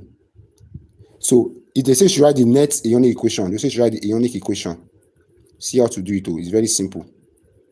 Dissociation, right by. So HCl, break it apart from this middle. Break it from this middle like this. This one will be H plus. Then write plus in their middle. Then Cl minus. Hope you understand that one. Hope you understand that one. Go to this place. Plus. Break your Na. Break your Na here. That will be Na plus. Write plus. Break your OH minus. OH minus. Put your arrow. Okay? Who can tell me how to break here? How will you break here now? Break here. This one will be Na plus Cl minus. Plus.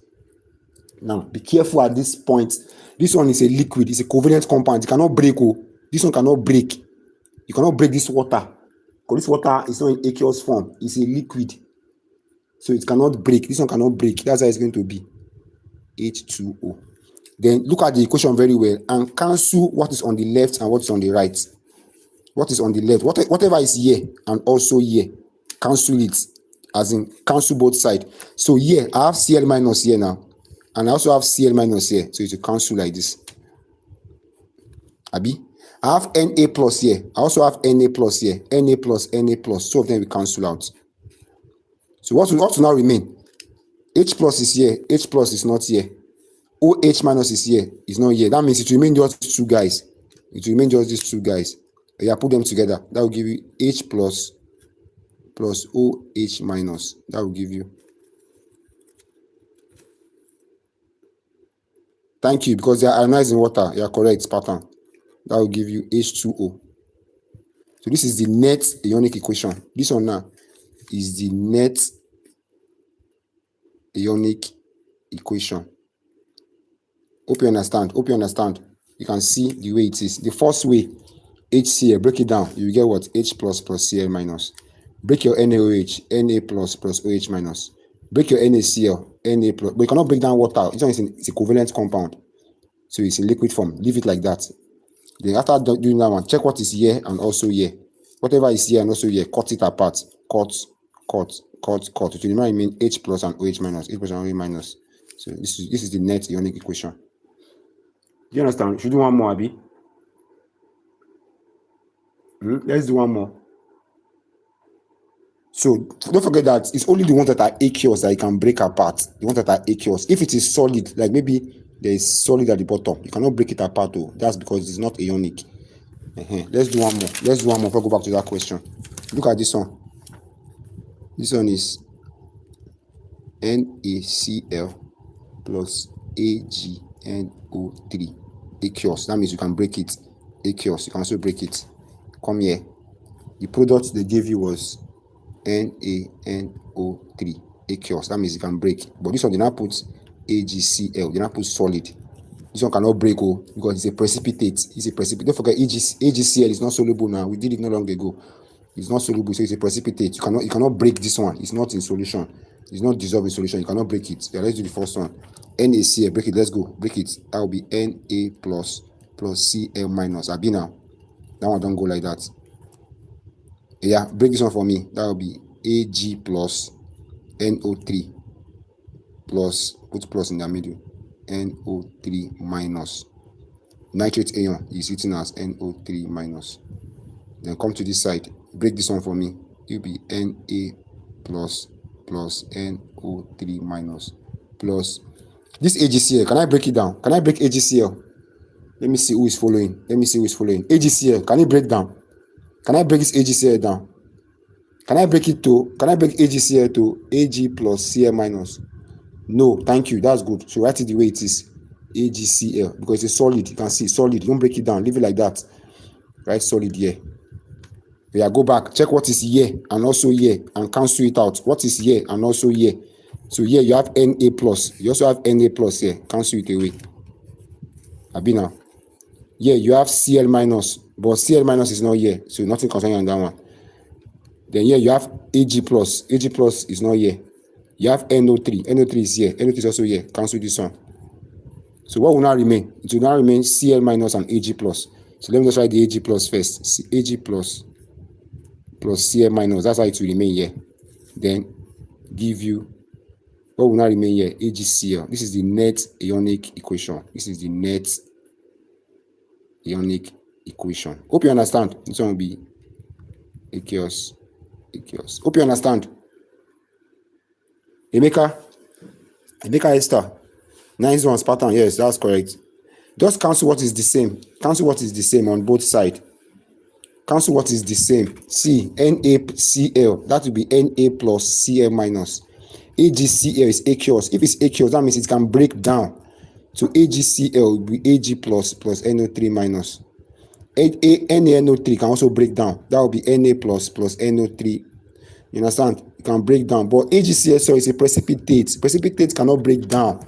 That's how it will be. So whatever is here and here, cancel it away. Na plus, you cancel Na plus. Cl minus, you cannot cancel anything here. NO3 minus, you cancel the one that is here. It will now be Ag plus Cl minus, give you AgCl. Then get your answer. That's the net ionic equation.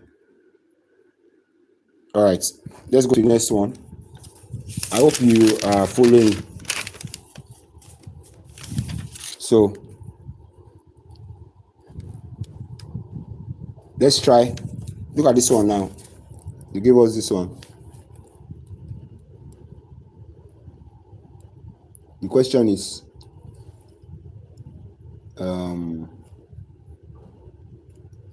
so let me quickly write the question now. Sorry, just a minute.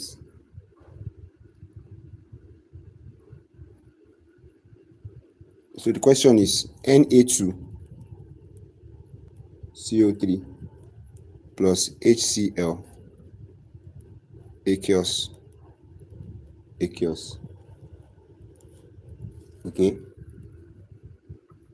Then it gave NaCl aqueous plus H2O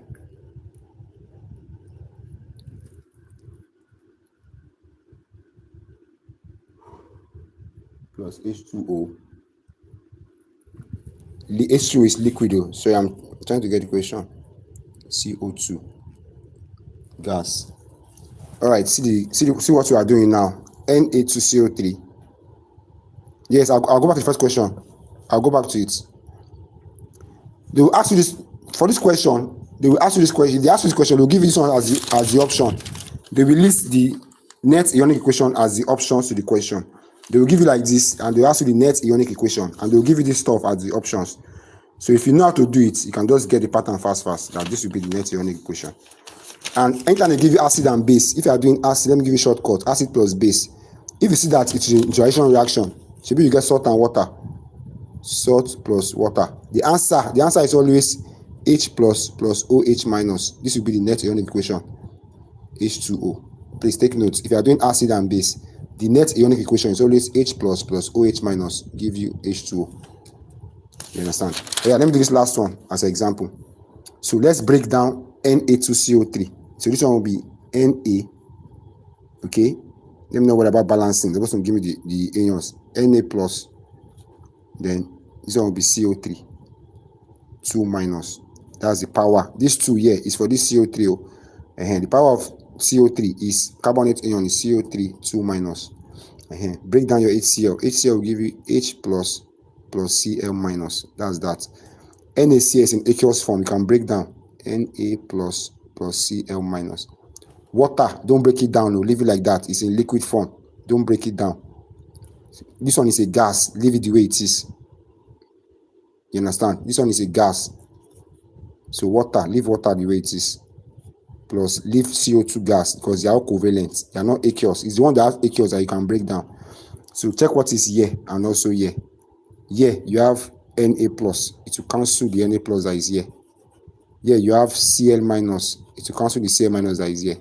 So what will now remain? It will remain H plus CO3 2 minus. Produce what? H2O liquid plus CO2 gas. That is the net ionic equation. This one is aqueous. This one is aqueous.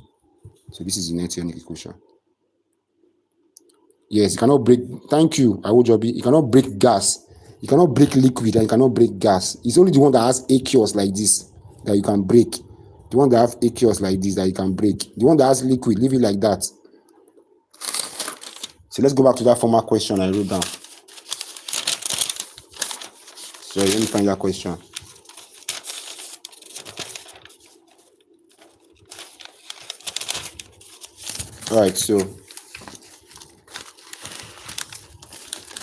Alright, see the question I wrote down before.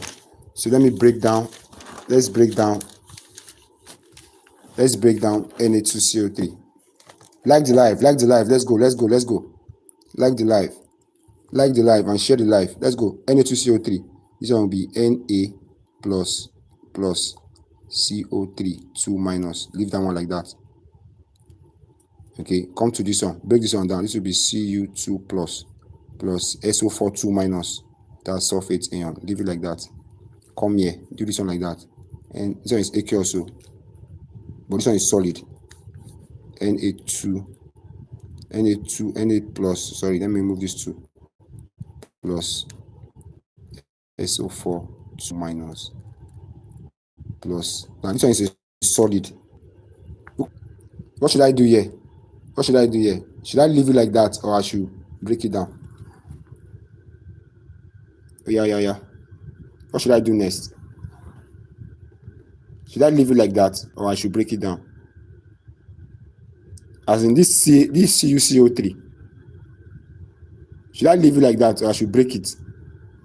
Okay, solid, nice one. Sorry, mistake. Na plus, sorry. Na plus, Cu2 plus, Na plus. Yeah, this one, leave it like that. Yeah, check what's common. What is here? Na plus is here. Cancel Na plus. What is there again? SO4. Cancel SO4. What will now remain? To remain these two guys. That will be Cu2 plus. That will be Cu2 plus CO3 2 minus. Give you CuCO3. So that is the ionic equation. So I hope you understand how to do it now. Let's go to oxidation number. All right, let's go. You guys are very, very intelligent. Yeah. The next one is oxidation.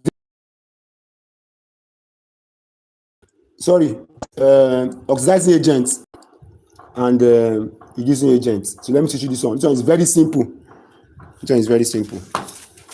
So how to identify oxidizing agents and reducing agents. So let me just give it to you fast. If you understand it, it's very simple. So if you are new here, make sure you subscribe to Math Hub. If you are new, subscribe to Math Hub. Subscribe to Math Hub. And I also run post Jamb classes, okay, on my YouTube channel.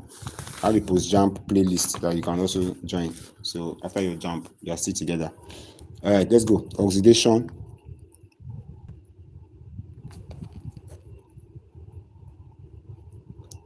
Okay, thank God we have already done how to identify oxidation numbers, Abi.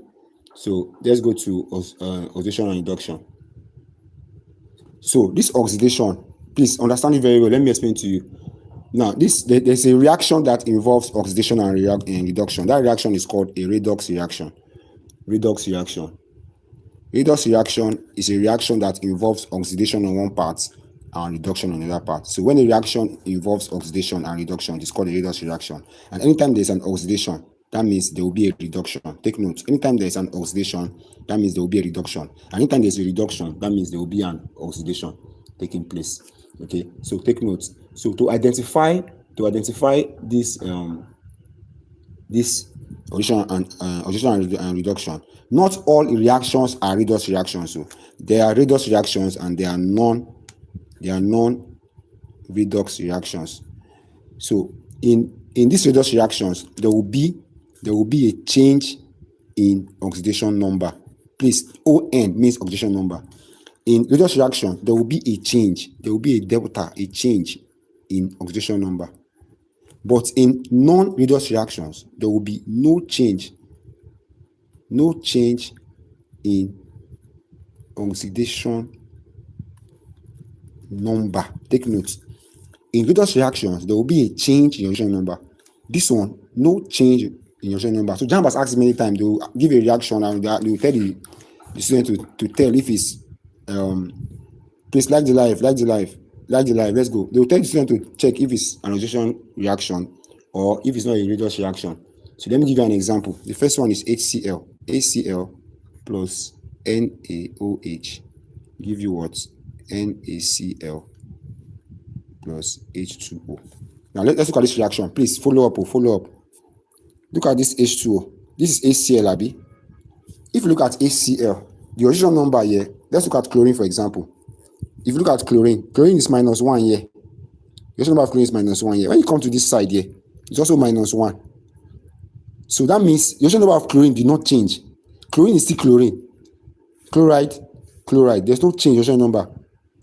If you even check for hydrogen, it is +1 here. It's also +1 here. It's also +1. There's no change in oxidation number in the hydrogen. There's no change.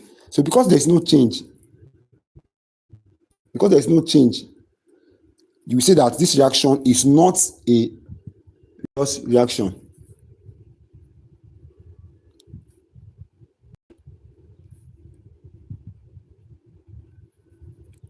So you can say it's a non-redox reaction because the oxidation number did not change. Even the same thing with sodium, Na +1 here. It's also +1 here. There's no change at all. So examples of these non-redox reactions.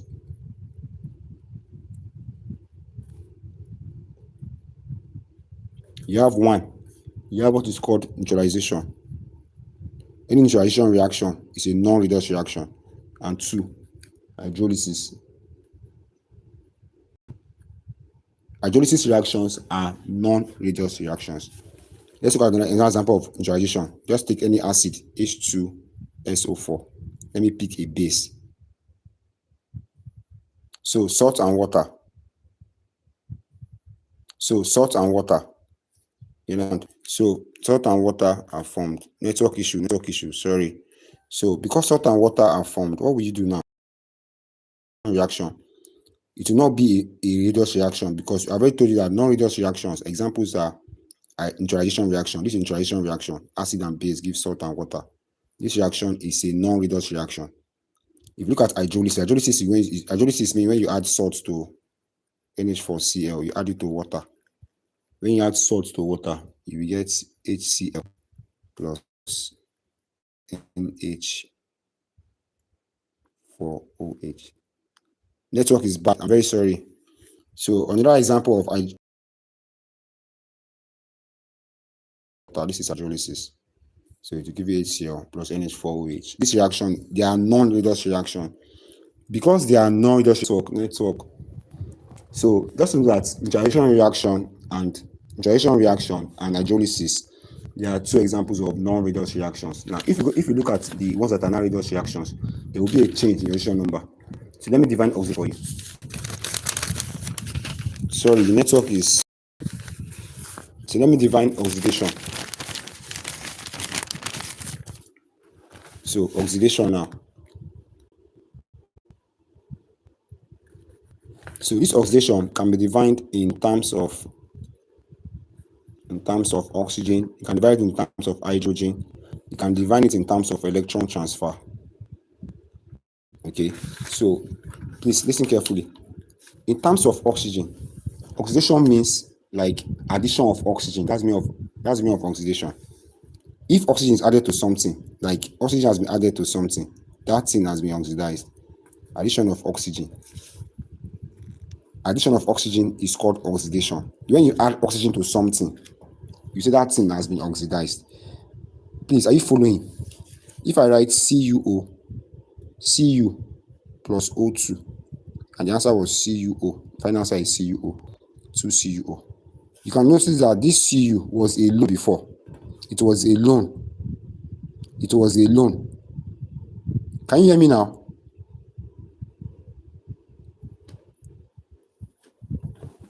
Can you hear me?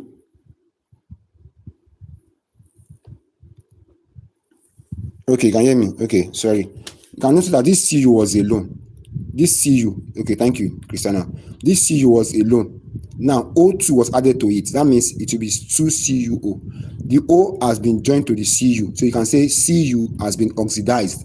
This is oxidation. Because Cu was alone before. It was not having any oxygen. But later, it came up with oxygen.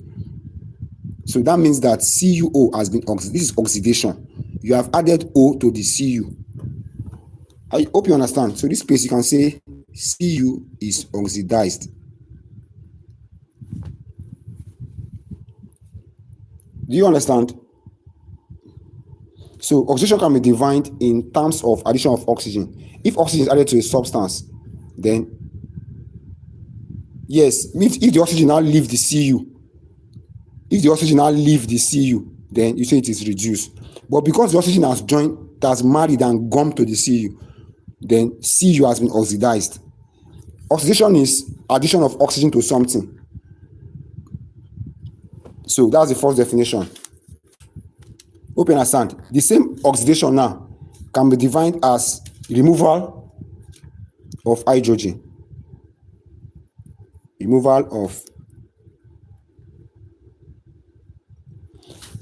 So that means that if hydrogen is removed, the first way, addition of oxygen, oxidation. Next way now, another way, same oxidation. No. If hydrogen is removed from something, go to a particular element, remove the hydrogen that is on it. You say that element has been oxidized, the same meaning. So if I go to an element, now let me say the compound is H2S, hydrogen sulfide. Okay, hydrogen sulfide, this hydrogen sulfide, and I now I reacted it with maybe SO2, and it gave me S plus H2O. I will not be doing balancing of the equation because of time. Okay, I will not be doing any balancing because of the time. Or if I do something like H2S plus chlorine, plus chlorine, it will give me HCl plus S. So let's study these two. What's oxidation? Removal of hydrogen, or addition of oxygen. We have done this one. We are doing this one now. Come here now. Look at this H2S and look at the SO2. So this is H2S here. The hydrogen left it now. The hydrogen left it, and it became S, ordinary S. So because this H2S changed to ordinary S, that means that this H2S has been oxidized. The hydrogen has been removed from it. That's why it changed to ordinary S. The hydrogen was removed. So you can say this H2S has been oxidized. If you look at this one now too, H2S here, the hydrogen was taken away. Chlorine stole the hydrogen to form HCl. The S was now alone. So that means that H2S has been oxidize, the same meaning. Hope you understand that one.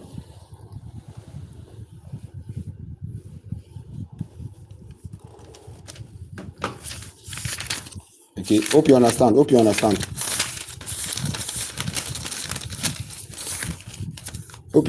So we have done two meanings now. Oxidation is addition of oxygen to a species, and it is also removal of hydrogen from a species. So let me explain the next. Let me explain reduction now in terms of the same thing. I'll explain reduction in terms of oxygen and in terms of hydrogen. So for reduction means removal of oxygen. And what will be reduction in terms of hydrogen? Addition of hydrogen. Yes, it will be saved. Sarah, it will be saved. Don't worry. It will be saved on YouTube. You can watch it later. So let's continue. So let's do reduction. Reduction is when you remove oxygen from something. Let's do an example. CuO plus H2. It gave us what? Cu plus H2O. This one is solid, liquid, solid, gas. So it says you check which of them is reduced. Let's check. CuO. O has oxygen before now. Abi? It has oxygen before. But now, check it on the right hand side. It does not have oxygen again. At this point here, it has oxygen, but now it does not have. That means the oxygen has been removed from it. And what is removal of oxygen? That is reduction. So that means that CuO, I will do that one later. Vanessa, I will try that one later. I'm not trying to give you the basic explanations.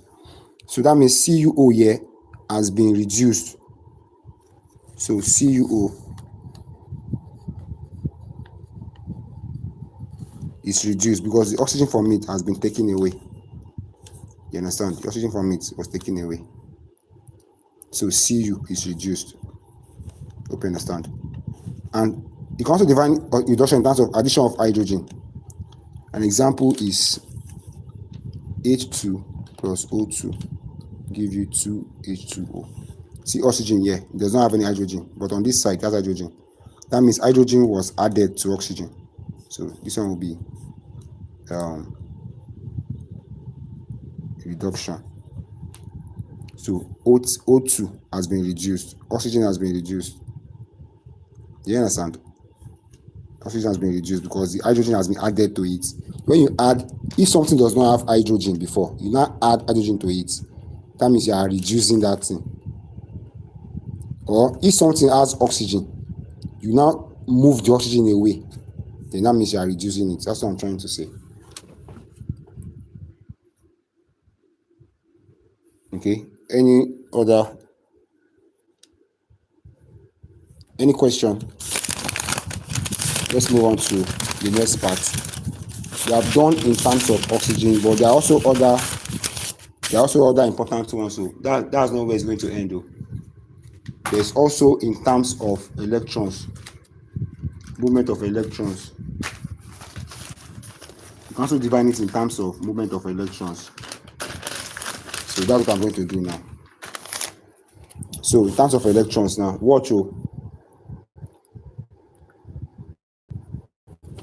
In terms of electrons, oxidation now. Network is sorry. So oxidation can be defined as loss of electrons.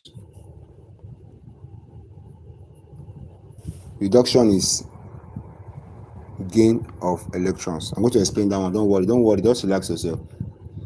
You can also define oxidation as oxidation number, while reduction is decrease in oxidation number. Yeah, watch the examples though. When an element loses electron, as in it lost the electron, then the element will be oxidized. Take for example, this is sodium now. This is sodium. When this sodium loses 1 electron, it will be Na plus E minus. You understand? It's losing on this right hand side. This side is to lose, this side is to gain electrons. You understand? This side is to lose, here is to gain. So because the sodium Na, which was initially 0, it has lost 1 electron, it will now be oxidized. And look at what I wrote here: increase in oxidation number. When the oxidation number of an element increases, it has been oxidized. See now, maybe it was 0 here, it became +1. From 0 to +1, maybe that's increase now. From 0 to +1 is increase. So you can say sodium has been oxidized. It's the same thing you are saying here. Sodium has been oxidized because the oxidation number have increased. Increase in oxidation number or loss of electrons. But if you go to reduction is gain of electrons. When the element gain electron, it will be reduced. And in reduction, there is decrease in oxidation number. So why is there decrease in oxidation number? Let me show you. An example is, look at this one: Cu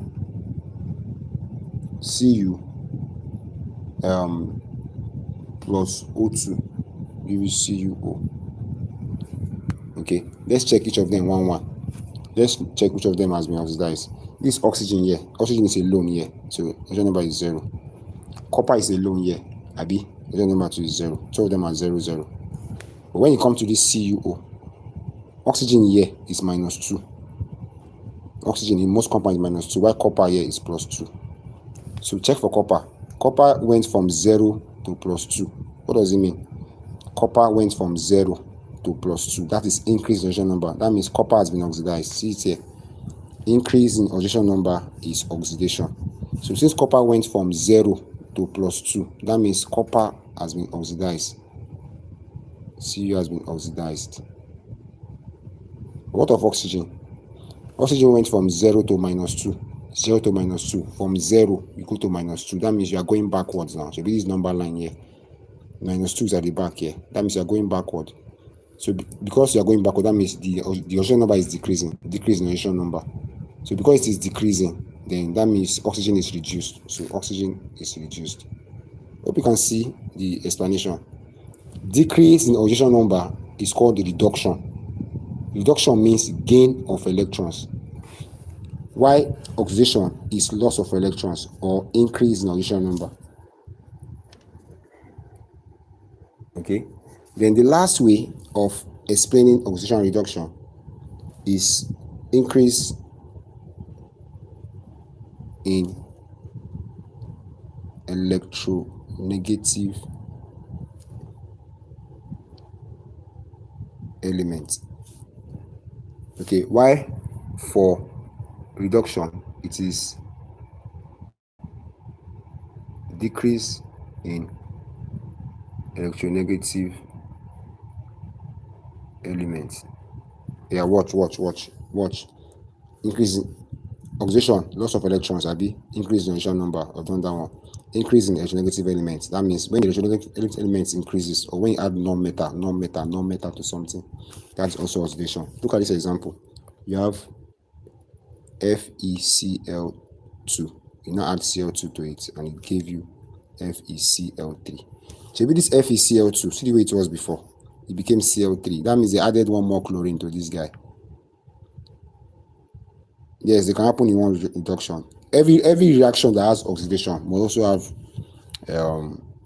reduction. That's why it's called redox. They happen together in one reaction. Two of them occur together in one reaction. So you can see that FeCl2 became FeCl3. The number of chlorine increased. That means FeCl2 has been oxidized. When you increase the electronegative element, when you add non-metal to something, when you add non-metal to an element, that element will be oxidized. So it's not only oxygen. It can also be addition of a negative element, like all these non-metals. So this is also oxidation because FeCl2 changed to FeCl3. What of reduction? Decrease in electronegative elements. So when you reverse that reaction, for example, if you have FeCl3 and it break down to FeCl2 now plus Cl2. So because FeCl3 break down to FeCl2, you will say FeCl3 has been reduced. It has been reduced because the negative element there has dropped. It has dropped by 1. So FeCl3 to FeCl2 is reduction, but FeCl2 to FeCl3 is oxidation. You understand? So those are the things you need to know. So let's take some examples.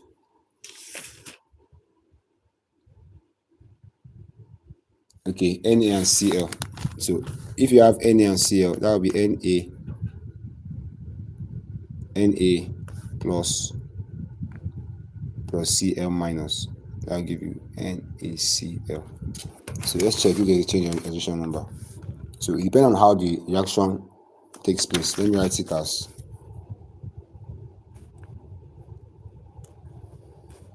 so I'll give you NaCl. So I'm going to put 2 here.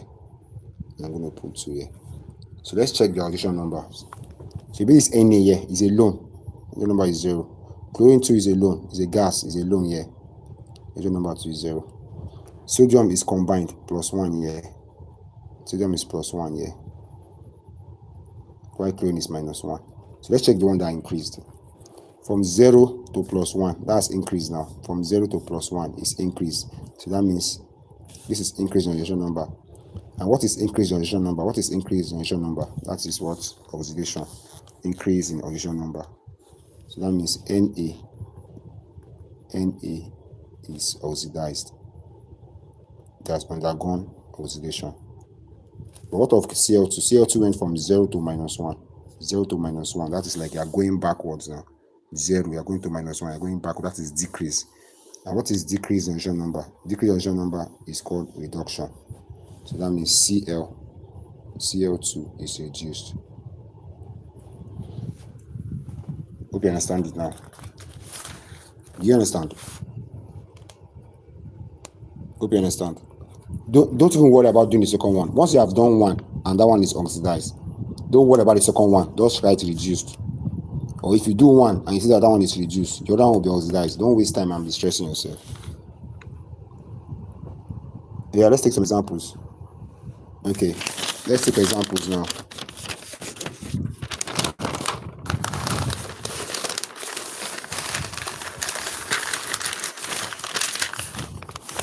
So look at these examples. You have H2S plus SO2. I'll do this one, then you guys will do the rest. S plus H2O. Yeah, let's study it now. Let's study it. So let's see. Look at hydrogen here. Okay, look at hydrogen here and look at SO2 here. SO2, you can take it any way you like. You can take it any way you like. Just pick one of the elements and check it. So let's check hydrogen sulfide. This H2S, Abi. H2S. The oxidation number is 0.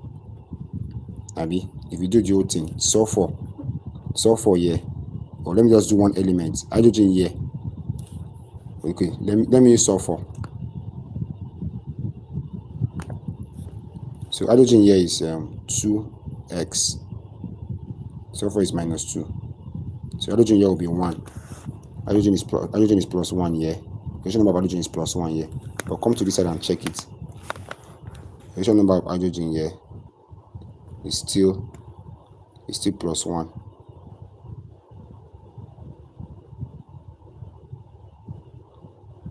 It's still plus 1. So that means that H2S changed to S. H2S changed to S. Can you see? H2S became ordinary S. That means something happened. That means it lost its oxygen. It lost its hydrogen rather. It lost the hydrogen that was on it. Are you getting it? And look at SO2. SO2 changed to what? H2O. That means that it lost. That means hydrogen was attached to it. Hydrogen was added to it.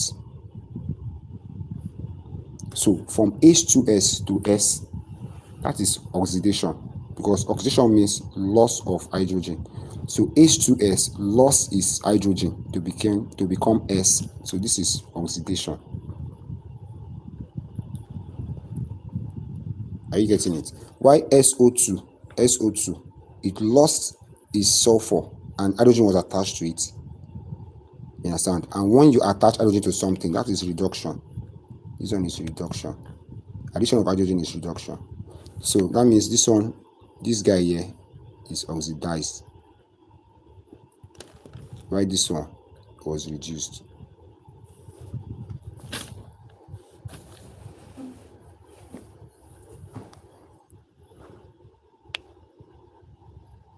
That's what we are going to now. Calm down. Calm down. So let me do one more. Then we'll move to maybe past question.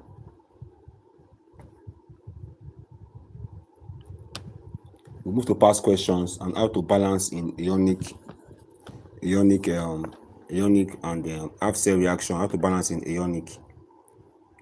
So are you following? Is there any question on this SO2, SO3, whatever?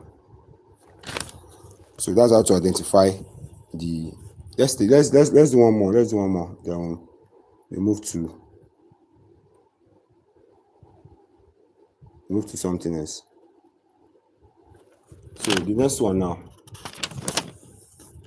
Pay attention. Please, if you are new here,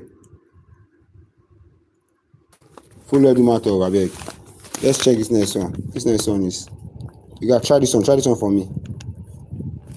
Try this one. Tell me which one is reduced and which one is oxidized.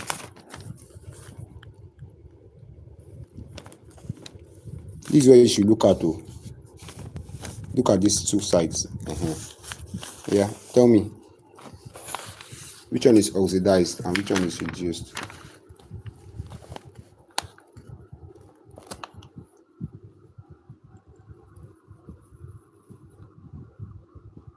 Yeah, which one is oxidized? Which one is reduced? Which one is oxidized? Is it this one that is oxidized or this one? Which of them? Let me call this one A. Let me call this one B. So it will be easy for you. Just write, is A oxidized or reduced? Is B oxidized or reduced?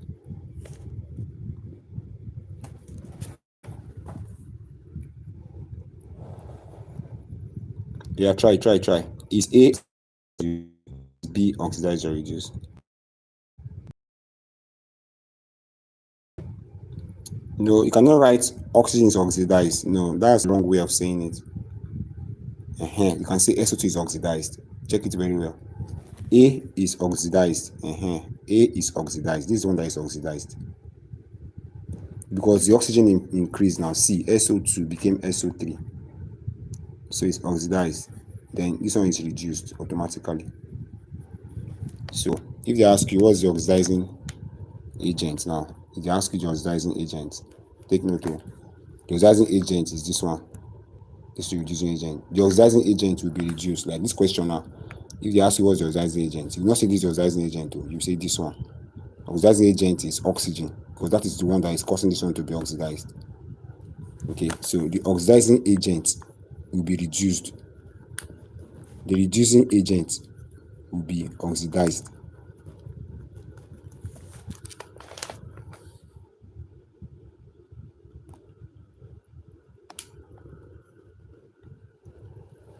So I hope you understand. No, it will change. The oxidation state will change. For you to have redox reaction, there will be a change in the oxidation state. There will be a change. See, it was 0 here now. It is 0 here. Oxygen is 0 here, but it changed in this particular part. 0 to -2. So that means it went backwards. It reduced. So there will be a change. So that's why it's called redox reaction. So the oxidizing agent now, which one is reduced here? Maybe this one that is reduced. That means this one is the oxidizing agent. Which one is oxidized? Maybe this one that is oxidized here. That means this one is the reducing agent. The one that is oxidized is the reducing agent. The one that is reduced is the oxidizing agent. It's like you swap it. Oxidizing agent will be reduced. Reducing agent will be oxidized. Hope you get. Let me do one more if that thing is confusing to you guys.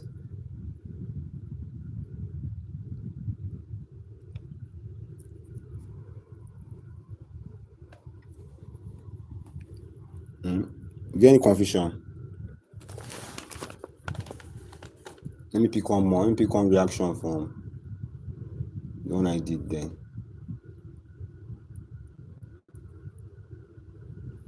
So look at this one now. CuO plus H2 give you Cu plus H2O. So this one is a reducing agent like we did earlier. This one is let's check. CuO has O. Yes, there will be, it will be saved automatically. Yes, Amadi, it will be saved. So CuO, for example, now became CuO became Cu. That means the oxygen on it was removed. That is reduction. That means this guy is reduced. Then H2 does not have oxygen before, but check here, it has oxygen. That means H2 is oxidized. So they will now ask you that which one is the oxidizing agent. So once you have seen the one that is reduced is the oxidizing agent. This one is the oxidizing agent. While the one that is oxidized is the reducing agent. Hope you can see the difference. The oxidizing agent will be reduced. The reducing agent will be oxidized. Okay, keep that in mind. So the next part now will be balancing of equation, but I'm going to skip that part because I think that part you can easily understand that particular part. So it takes some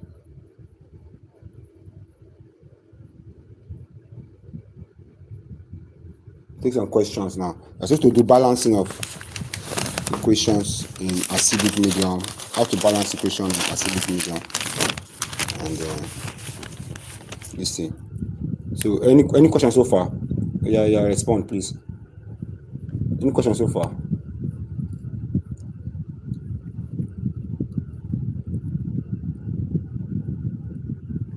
Yeah. So let's take some past questions. Are you guys ready? Let's take past questions.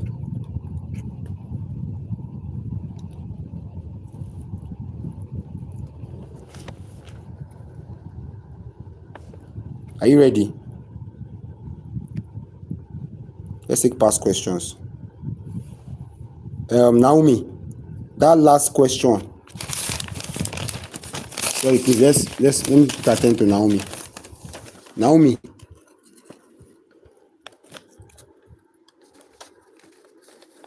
Can you hear me? So Naomi, what I was saying is that the one that is oxidized, you don't write that stuff. The one that is oxidized is the reducing agent, and the reducing agent, the one that is oxidized is the reducing agent. The one that is reduced is the oxidizing agent. That's what I'm trying to just swap their places. Just swap them. You understand? Just swap them. All right. So let's take some past questions. So the first question.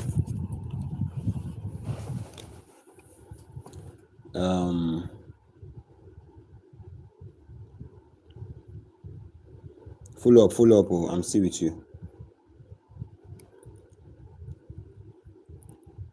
So these are Jamb questions.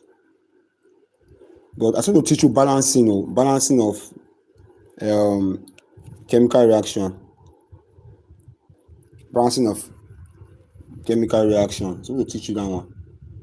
But because of time, so that we're not going to see question like how to write net ionic equations and stuff like that. So let's just begin anyhow.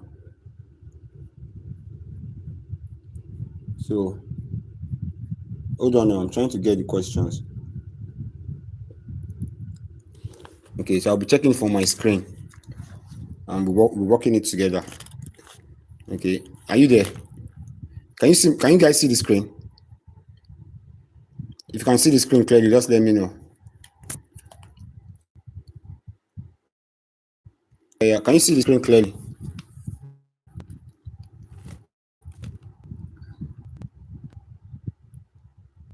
Is how many moles of calcium? How many moles of calcium triisocarbonate 4? That is CaCO3. Calcium triisocarbonate 4 is CaCO3. Are there in 2.5 grams of calcium triisocarbonate 4? So you're going to use which formula? N is equals to mass over molar mass. N is equals to mass over molar mass. So N is equals to, check the mass. Which mass did they give you? They gave you 2.5 grams, Abby. 2.5 grams.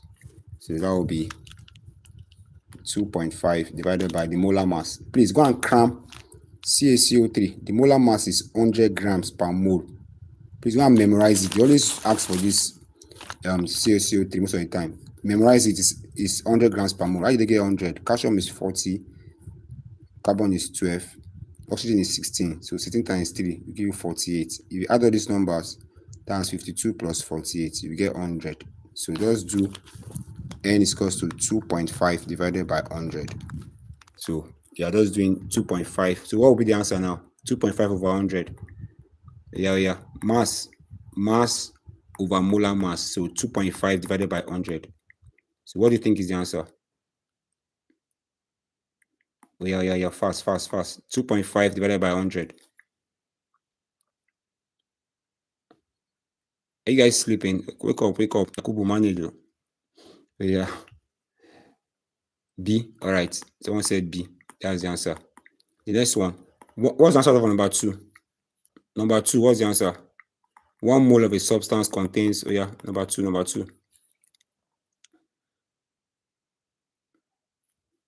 Number 2. 1 mole of a substance contains what?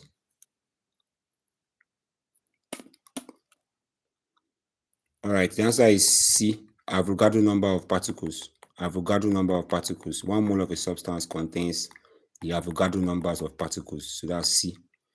Next one. The number of hydrogen ions in 9.8 gram of is the number of hydrogen ions. How many grams did they give us? 9.8 gram, Abi. So 9.8 gram of the test of a 6 RC, that's H2SO4. H2SO4, the molar mass is 98 grams per mole. So go and cram down on 2, that's 98 grams per mole. So you'll not be wasting time solving it. So number of hydrogen ions in 9.8 gram of H2SO4. So see what you do here. So that 9.8 gram, go and look for how many moles is it first. So N is equals to mass over molar mass. So you are doing 9.8, that's the mass, divided by 98. Yeah, someone should help us check that one. 9.8 over 98. So that should give us 98 over 980. So 98 here 1, 98 here, that's 10, 0.1. So that means this 0.1 mole. Nice one, Naomi, nice one, 0.1 mole. So, but if you check the option, 0.1 mole is not there. You have to be very careful. 0.1 mole is not there. So let me tell you what you want to do. So since you know that it's 0.1 mole, H2SO4, the way it dissociates, if it breaks down, it will give you H plus SO4 2 minus. But this 2 here, you go for this hydrogen. So it always give 2 moles of H plus ions. If 1 mole break down, if 1 mole of H2SO4 break down, it will give you 2 moles of H plus ions. You understand? I hope you understand. And you know that the number of ions in Avogadro number is 6.02 times 10 to the power 23. That means 1 mole will give us 2 times 6.02 times 10 to the power 23. What will now be 0.1 mole? What would that one give us? So 0.1 mole will be X. Let's multiply. X will go like that. So X will just be 0.1 times 2 times 6.02 times 10 to the power 23. So you want to times this thing. You have to be very careful. Just leave this place. Leave this place the way it is. Don't touch here. Okay. Just go on. 0.1 times 2 will give you 0.2 times 6.02. So someone should help us press 0.2 times 6.02. Yeah. Someone should press it for us. Fast. 0.2 times 6.02. Oh yeah. 0.2 times 6. Okay. 1.204. 1.204. Yeah, put this place back. Thank you. Thank you, guys. Put this place back. Times 10 to the power 23. So 1.204 times 10 to the power 23. You can see 1.204 minus 10 to the power 23. So let's check the option if it's there. So 1.204. Who can tell me the answer now? Who can tell me the correct answer? Who can tell me the correct answer? Number 3. Who can tell me the correct answer? Option what will be the correct answer now? D. Nice one. Nice one, guys. Nice one. Option D. What mass of SO2 contains the same number of molecules as 0.8 gram of CH4?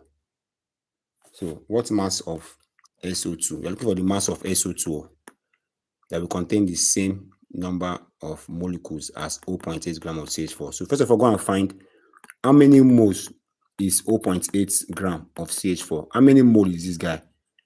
So, let's do that one fast. So, they give us 0.8 gram of CH4. So, what is CH4? CH4 is methane, Abby. So, this methane here is 12. This one is 12. 12 plus 4 times 1, 4. So total gram is 16. Total molecular mass rather is 16. So this will be 16 gram per mole. Let me check if I'm not making a mistake. 12 plus 4 is 16. So they give us 8.8. How many moles will now? How many moles will it be? N equals to mass over molar mass.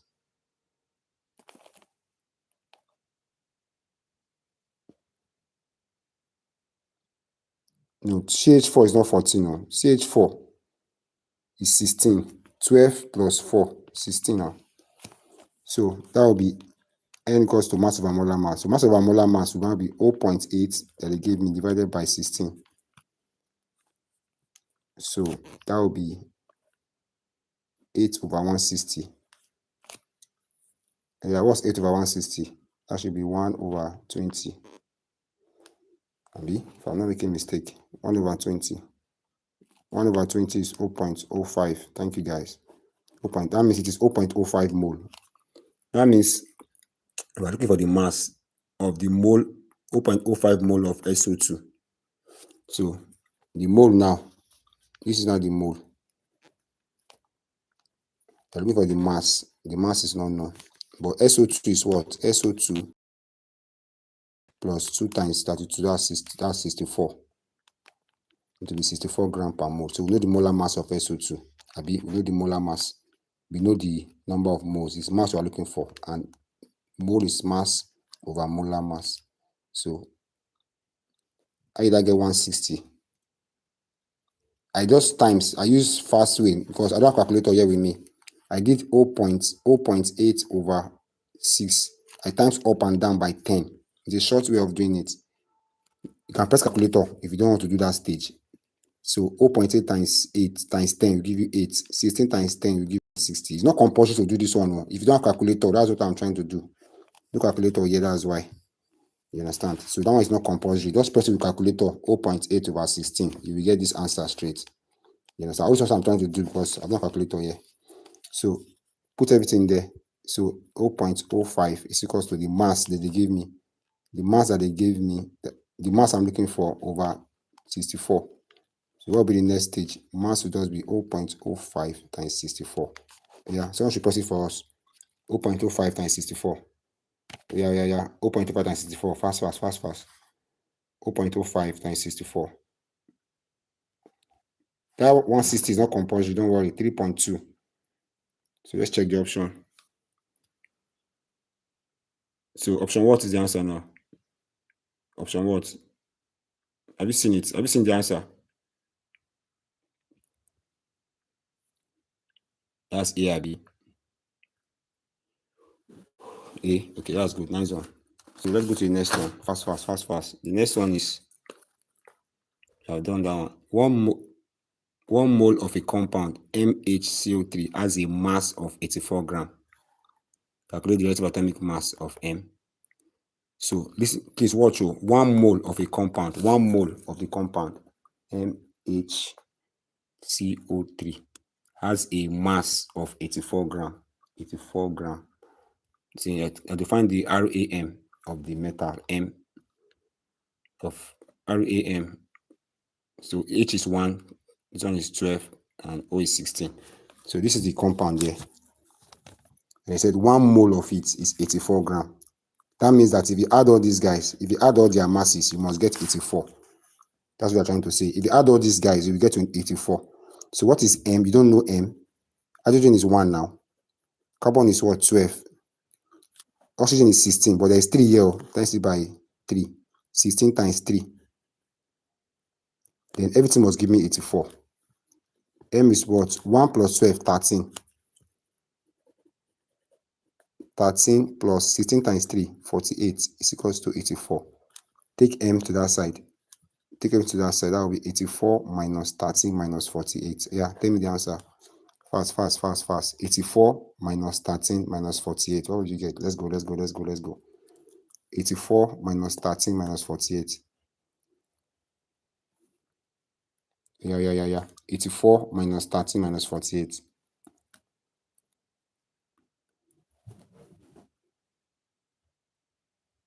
$23. So M is 23. Hello, Jamira, Brahma. What's up? 23. That means that element is sodium. 48 plus 13 is 61.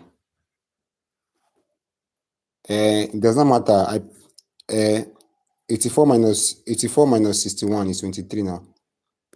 Abi? 4 minus 1. 23, the same thing. Does not matter. If you add these two, it does not matter. Fast walking now. Fast walking. If you add these two and bring it to that side, it's the same thing. 84 minus 61 is still 23. You have to be doing fast walking. You understand? Just bring everything to that side. Take everything here to this side. 84 minus 13 minus 48. You have to be doing fast walking now. No time. That will give 23. So check the option. That's option D. Hope you have seen it. Have you seen it? D. So next one, how many molecules of phosphorus P4 are present in 496 grams of the substance? How many molecules of phosphorus P4 are present in 4.96 grams of the substance? So let's check. So the mass that they give you is 496 grams. Okay, then your P is 31, phosphorus is 31. The Avogadro number that they gave to you is 6.02 times 10 to the power 23. So let's see how to break it down. So P4 here is the phosphorus molecule. So 1 mole of the phosphorus molecule is P4, contains P4. Okay, so see how to do it. 1 mole is P4. That means 1 mole contains 4 atoms. Are you getting it? 1 mole of it contains 4 atoms. So let's go and find how many moles will be that 496 grams. So the one they give to you now is 496 grams. 496 grams. So first of all, you have to times 31 times 4 to know how many grams this one will be. Okay, so 1 mole is 31 times 4. 31 times 4 will give you 124. That means 1 mole is 124 grams. I hope you are getting it. 1 mole is 124 grams. And this 124 grams will contain the Avogadro number, which is 6.02 times 10 to the power 23. That means 124 grams of phosphorus contains 6.02 times 10 to the power 23. What will now be 496 grams? What will be 496 grams? What will that one contain? That's what they're trying to ask you. You understand? I hope you understand. So just get your x, cross multiply. That will be 496 times 6.02 times 10 to the power 23. You are dividing by 124. So this place, don't worry about here. Don't worry about this place. Leave it the way it is first. So someone should press 496 over 124. Yeah, press it for me. Prosper 91. Someone should press 496 over 124. We are fast. 496 over 124. What will you get?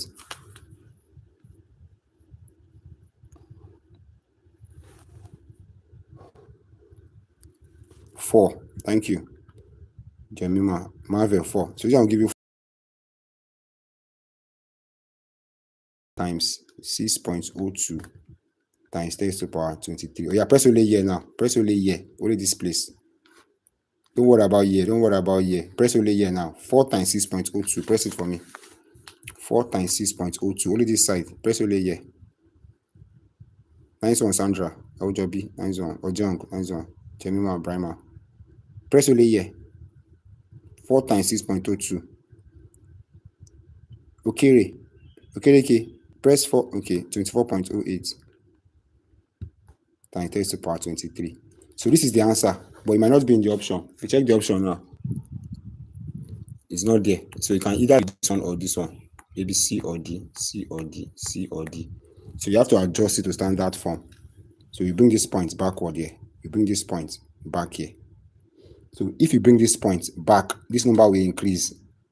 If you bring this point back like this, that will be 2.408 times 10 to the power 1 times 10 to the power 23. If you move this point to the back, what I'm trying to say, this point to the back like this, to the back, this number will increase. So that will be 2.408 times 10 to the power. Doing this is 1 plus 23. 1 plus, so you have 2.48 times 10 to the power 24. That's the answer. So you can now go and check the option. The answer is D. Nice one. Hope you are following. So I think I'll be doing it scattered, and I might not be following it to make it fast. Okay, let's look at this question. Let's look at these ones here. An oxide contains 69.6% of oxygen by mass. Its empirical formula is, you can see that they not give you the formula for the atomic mass of nitrogen. So you have to memorize that one. So nitrogen is, they gave you nitrogen, that would be 69.6. Oxygen will now be what? Yeah. So the percentage for nitrogen is 69.6. How to get to oxygen? Yeah. So you got minus it now. You have to do 100 minus this number. Yeah. 100 minus 69.6 to know the percentage for oxygen. Yeah. 100 minus 69.6.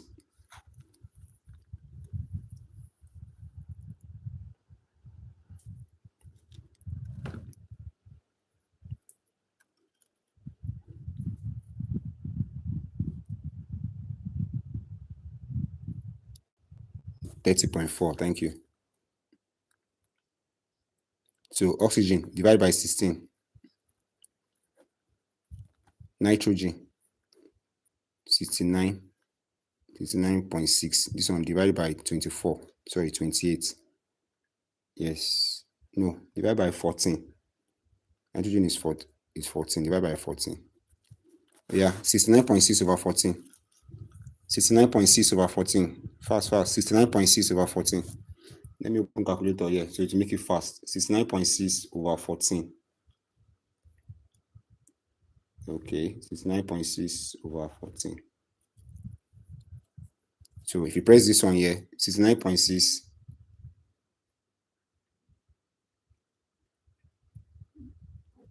will give you 4.9.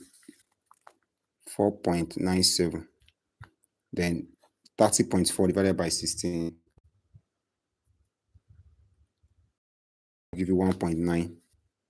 1.9. Then divide by the smallest one over 1. Thank you, James. Over 1.9 over 1.9. Divide by 1.9, not true. This one will give you 1. Then 4.97 over 1.9. 4.97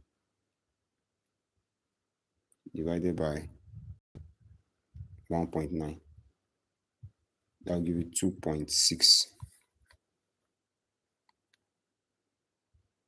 Confirm. Hope you got 2.6. Sorry, I think I made a mistake. 4.97 divided by 1.9. Yeah. That will give you 2.6.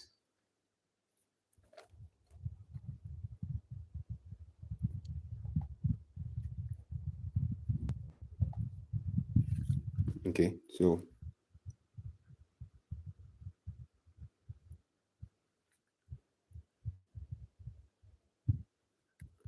are you getting it? there any question?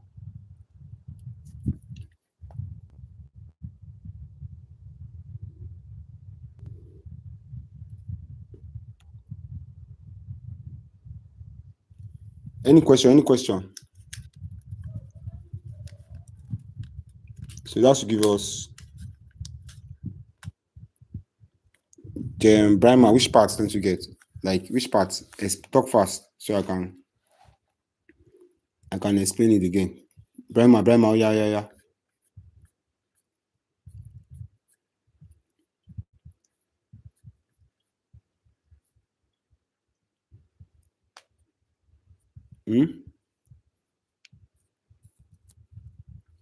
Sorry, I think I made a mistake in this question.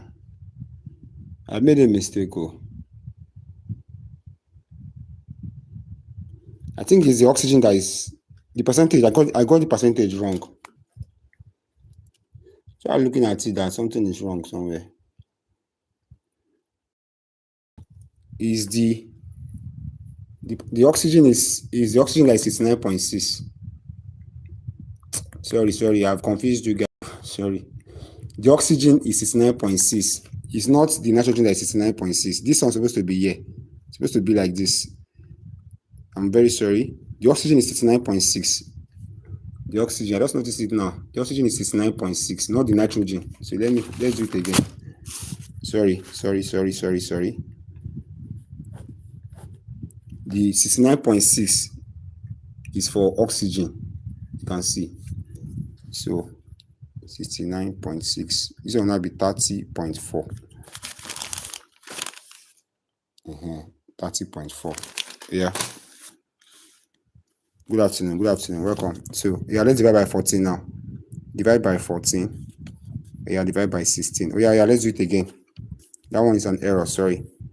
Yeah, let's divide. 30.4 over 14. Oh yeah. 30.4 over 14.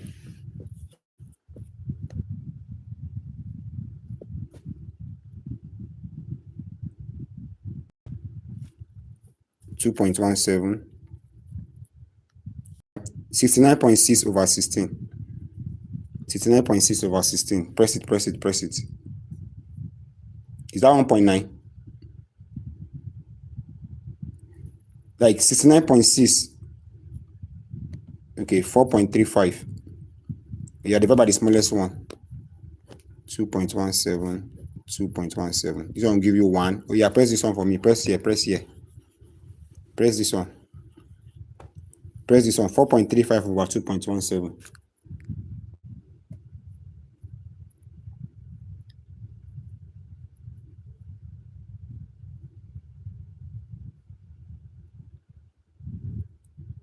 That will give you 2. So that will be N.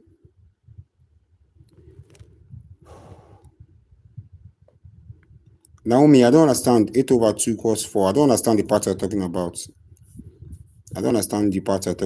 that will give you N1O2. So NO2. So let's check the option.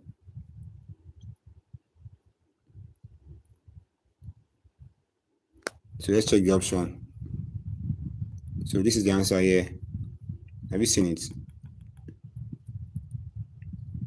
NO2. Which topic in physics? So depending on the physics topic you want me to do. Which topic in physics? Yeah. Which topic in physics?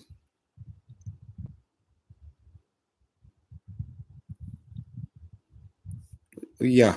Which topic in physics?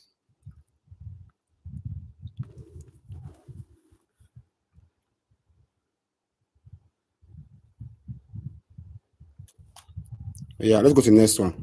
Upon heating 1.25. This chapter is stoichiometry. Everything is calculation. Everything you are doing here is calculation. So upon heating 1.25 gram of a solid, 280 cm cube of a gas was measured at SCP. So the volume of the gas. Check the volume of the gas.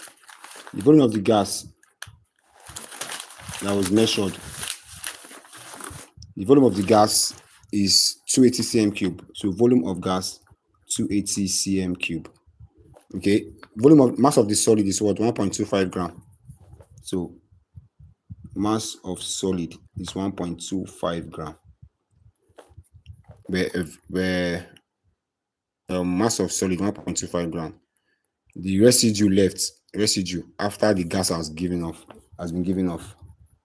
Mass of residue is 0.7 gram. 0.7 gram. So you have to find the molar mass of the gas. So let's study it here. So this is the volume of the gas, 280 cm cube. This is the mass of the solid, and this is the mass of the residue. So that means that to find the mass of oxygen, sorry, the mass of gas given off, you have to subtract. So 1.25 minus 0.79. Okay, so that's the mass of the gas that will be given off. So mass of gas is 1.25 minus 0.79. So someone should press 1.25 minus 0.79. Press 1.25 minus 0.79. So that will give you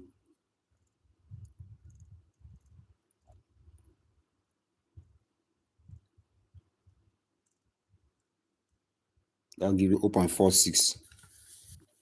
0.46. 0.55. How come? As in 1.25 minus. Okay, am I making a mistake? 1.25 minus 0.7. Okay, 0.55. You are correct. It's 0.55. This is 0.7. This one is gram. This is gram. So the mass of the gas is 0.55. Sorry, this is 0.7 grams. I hope you understand. 0.55. So that means that 280 cm cube of the gas is 0.55 gram. So 280 cm cube of the gas weighs 0.55 gram. Don't forget that at STP, molar 400 cm cube or 22.4 dm cube. Two of them are the same thing. So this place will just be 22400 cm cube. Now this one will be x. Because multiply, x will be 22400 times 0.55. Divide this one by 280. So 22400 times 0.55 divided by 280. So I think that should give you. Press this one. What's the answer? Press it first. 44 IB. Okay, Prosper said 44. Let's check if 44 is in the option.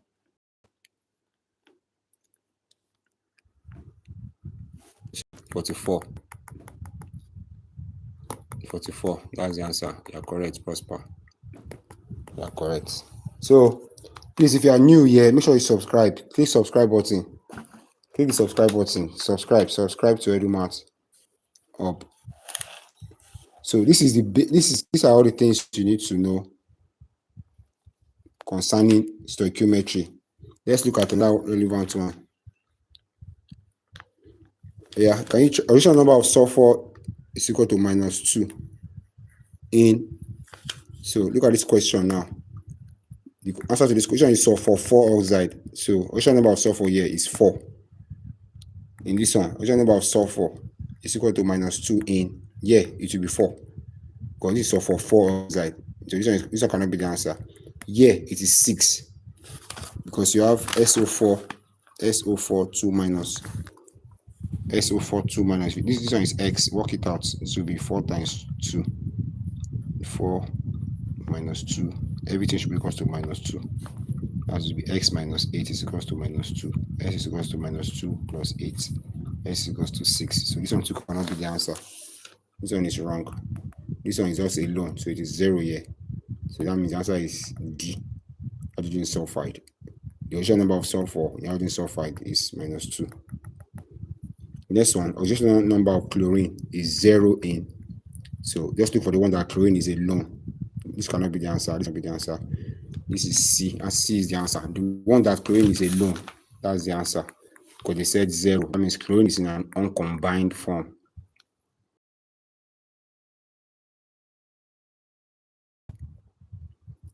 Next one, the reaction number of oxygen is different from its value in. So if you check the reaction number of oxygen is here, it is -2. Normal here. It's only in peroxide that the reaction number of oxygen is different. In peroxide. Okay, so hold on first. Let me check this D. Let me check C first. C is H3O plus. H3O plus. So hydrogen is 1 now. 3 times 1 plus oxygen is X. Everything should be equal to 1. That will be 3 plus X equals to 1. X equals to -2, which is still the same way for hydrogen.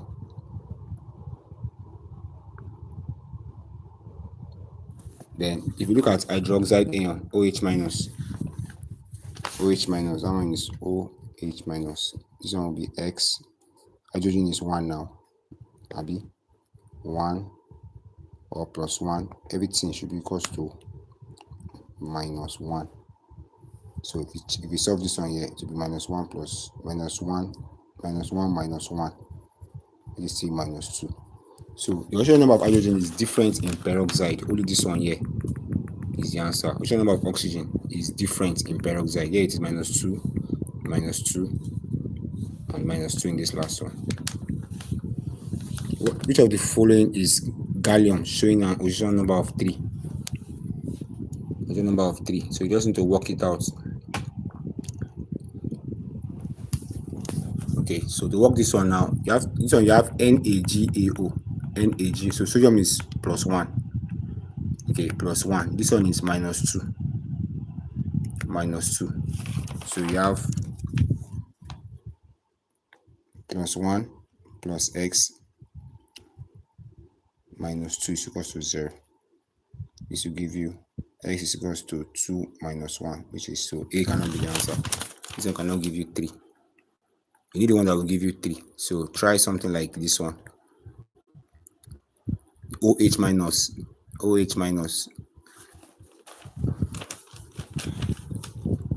Let me solve that one fast. That's this one here. So they gave you NaGaOH bracket 4. Let the 4 enter inside. That will be NaGaO4H4. Then Na is +1 now. Let the gallium be X. Oxygen is -2. 4 into -2. Hydrogen is 4. Hydrogen is 1. So 4 times 1, 4. Everything should be equal to 0.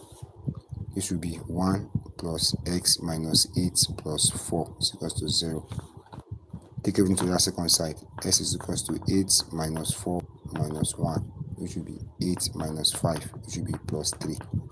So it is +3 in this NaGa. That's this one. This way it is +3. So let's choose +3 as this one.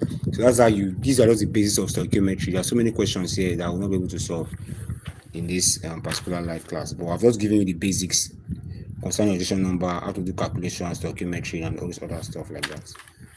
Okay, so I'm going to end the live at this particular point. So I hope I know you have gained something. So if you have gained 1 or 2 things, make sure if you have your LAMLAD, that are here, attempt all these questions that are here. There are so many questions here. Go and attempt them. You see the one, you learn so many things. Talk about oxidizing agents, which we have done, and other stuff like that.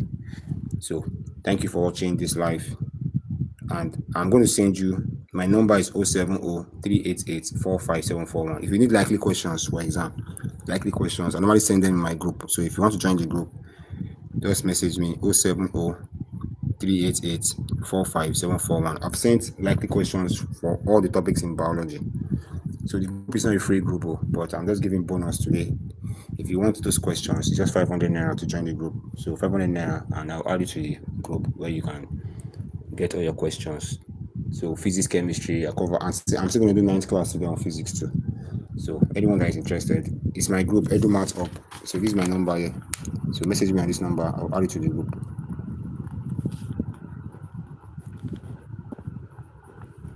So 3807038845741. I also send you the PDF.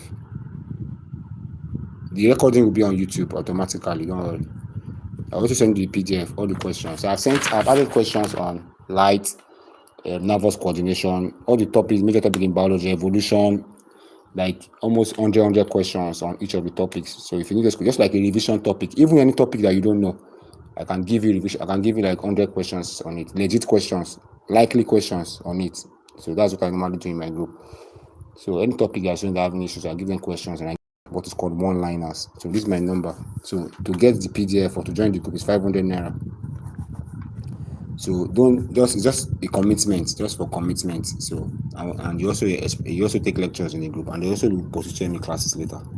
So it's not as if you are just joining, you are gaining a lot of things. You'll be post-UTME classes and so on. And if you have younger brother or younger sister in SS1 and SS2, you can tell them to come to Edumatop. I have special classes for them on YouTube.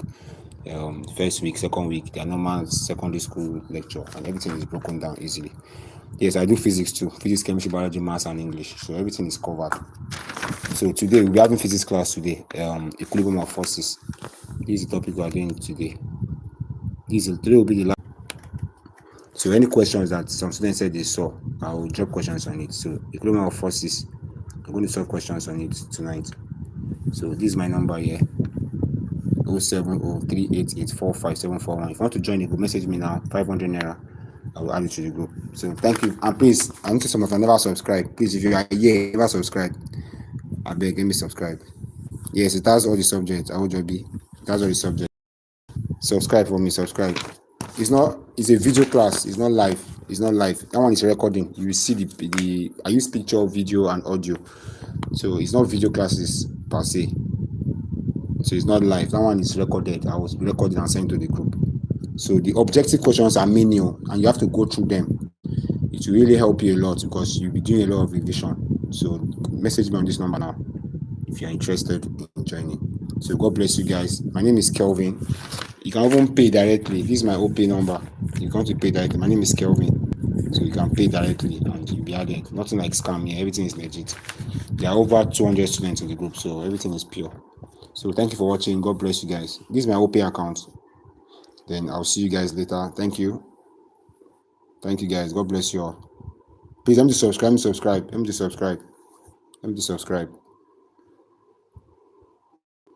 So I'll see you guys later.